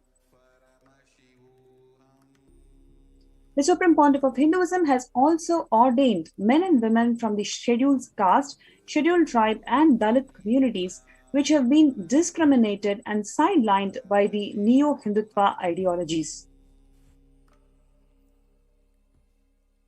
A media clip from 2018 highlighting the exclusion of women from the Hindu temples as a consequence of the neo-Hindutva extremist ideology who disregarded the Hindu sacred text, which is Vedagamas. So you can clearly see how ideologically the neo-Hindutva group is sorting something away from Vedas and Agamas, and they want to project that as Hinduism. While on the other hand, the Supreme Pontiff of Hinduism is reviving the ancient sciences as per Vedagamas, providing the authentic legitimacy of Hinduism to the entire Hindus. So here you can see Manitya Supriyananda Swami, who is the world's first woman Dalit Hindu monk in the contemporary era, who is performing the temple rituals in the main sanctum sanctorum at the headquarters as a female Hindu priest, which is completely ideologically different to these neo-Hindutva groups who are so gender biased. And here you can see a female brahmacharini offering the Aarti ritual to presiding deities in the main sanctum sanctorum at the headquarters of Nithyananda Paramashivam Devalaya. And Swamiji himself, the Supreme Pontiff of Hinduism himself, giving Devi Bhava Darshan as Devi Meenakshi Amman during different occasions. And today's event is also the Devi Parashakti's Akashic reading event.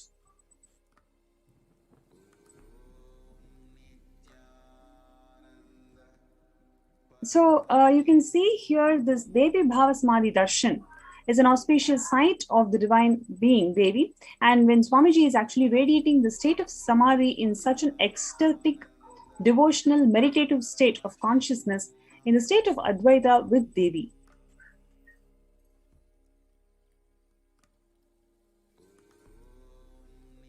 The Supreme Pontiff of Hinduism, Jagadguru Mahasannidhanam, His Divine Holiness Swamiji, has revealed that the Vedas and Agamas recognize 11 genders and prescribe the specific temple rituals to solemnize gay marriage, which is otherwise considered taboo in today's mainstream Hinduism.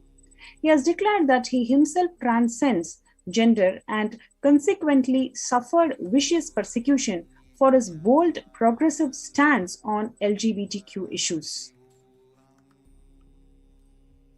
By rooting the legitimacy of gays, lesbians, and transgendered people in ancient Hindu scriptures, the Supreme Pontiff of Hinduism is single-handedly challenging the LGBTQ discourse in India. Because of his outspoken advocacy for the rights of women, the rights of transgendered people, and the rights of the members of the LGBTQ community, Swamiji has endured over 70 assassination attempts over the past decade. Elements opposed to the progressive forms of Hindu ideology such as Adi Shaivite minority tradition. For the 2 decades, Swamiji and the dark-skinned ASMT community of Tamil ethnicity have become a target of the neo-Hindutva hate propaganda in Karnataka. In mere 5 years of inauguration by 2005, the Supreme Pontiff of Hinduism had established the presence of his spiritual missions in 33 countries. This was commended and recognized by various political leaders at the state level, national level, and international level. By 2008, the family of the Chief Minister of Karnataka had actually become devoted to Swamiji. You can see the picture of the Chief Minister of Karnataka taking blessings from Swamiji.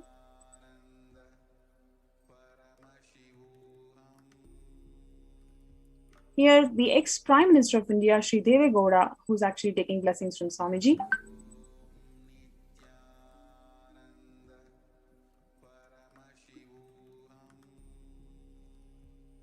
The universal acceptance and appeal of the Supreme Pontiff of Hinduism, not just in Karnataka, but worldwide, was unacceptable to Neo-Hindutva extremist of Karnataka, as his origin is of Tamil ethnicity.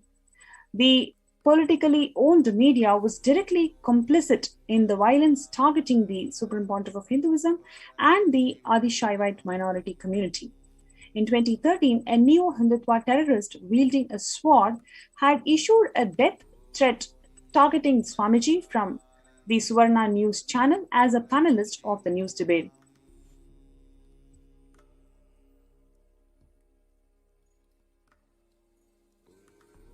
On 7th of June 2012, the Suvarna television head Ajit Hanumantavakar led a militant group to kill Swamiji and his chief administrator. The militants broke the head of the chief administrator with heavy boulder rocks for stopping them from serving an anthrax letter bomb to Swamiji.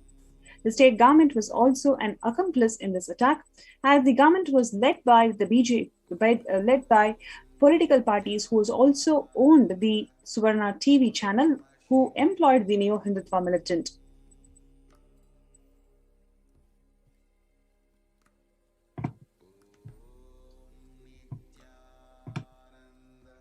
In this attack, no formal police complaint was accepted against the militant, and on contrary,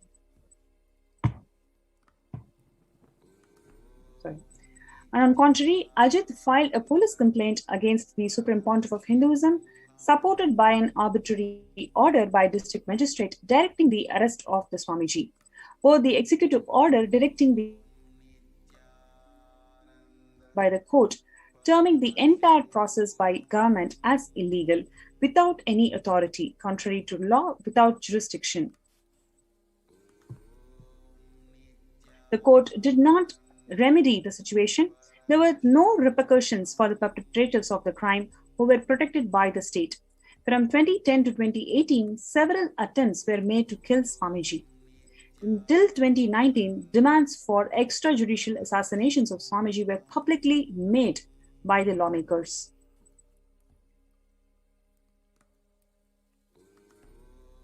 So you can see the amount of contributions that Swamiji has done for the humanity, for which he was persecuted by the anti-Hindu elements and Neo-Hindutva groups. And despite all of that, what is he doing? He is only opening his doors of Kailasa more and more to the humanity, unconditionally. You can visit the Kailasas of Swamiji, stay there free with free food, accommodation, free internet services. You can work from home, and you can evolve spiritually. You can improve your health.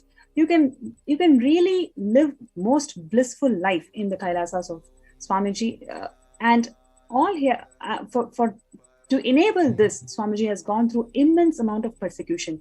Yet it is his grace and compassion that he has opened up all the de facto spiritual embassies of Kailasa to one and all without any exception. So we invite every single person, whoever is suffering in this ongoing pandemic. Especially, we know that India is on verge with a third wave of COVID in September. With this, let's not take any risk. Let us be safe. Let us protect ourselves and the family. Let us join.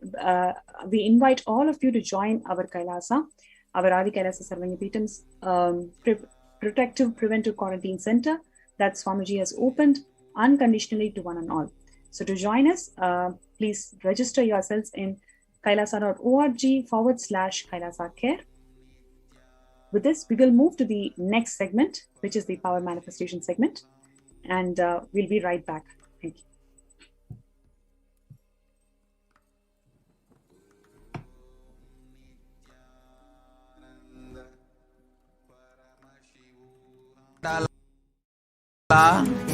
And the Jati ecosystems, the caste ecosystems,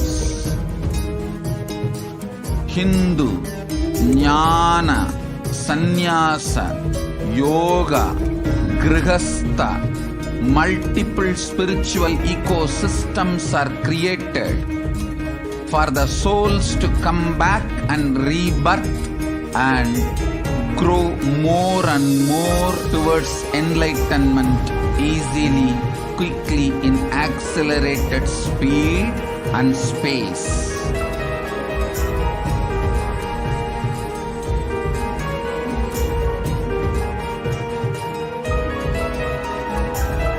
Understand the secret of Sayujya Mukti. Your Kundalini Shakti experiences the bondage inside your body due to compulsive sexual appetite. All the male bodies building intense yogic body through yoga and pranayama, building the mind of Tyaga-centric, will heal your compulsive sexual appetite and make you reach Sayujya. All female bodies, love-centered care, serving every being, will liberate you from the compulsive sexual appetite and make your Kundalini reach Sahasrara, which is Kailasa, Paramashivoham, Sayujya.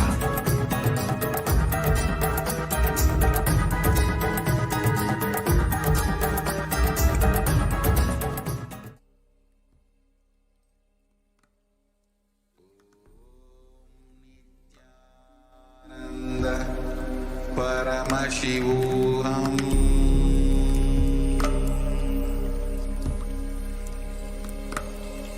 Om Nithyananda Paramashivoham.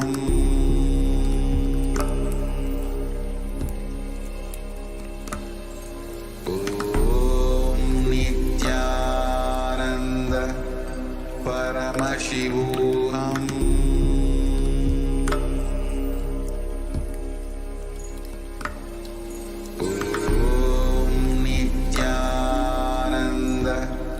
Paramashivoham.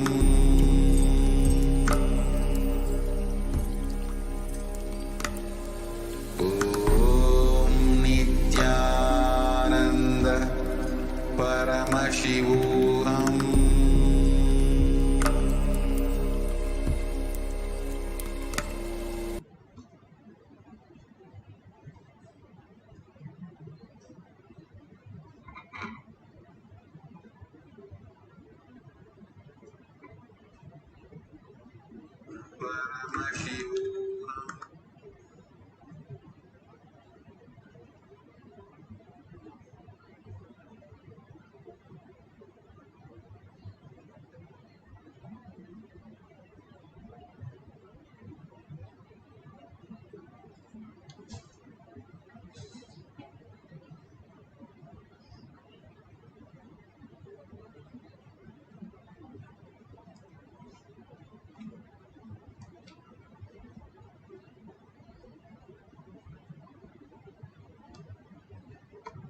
His Divine Holiness, Bhagavan Nithyananda Paramashivam.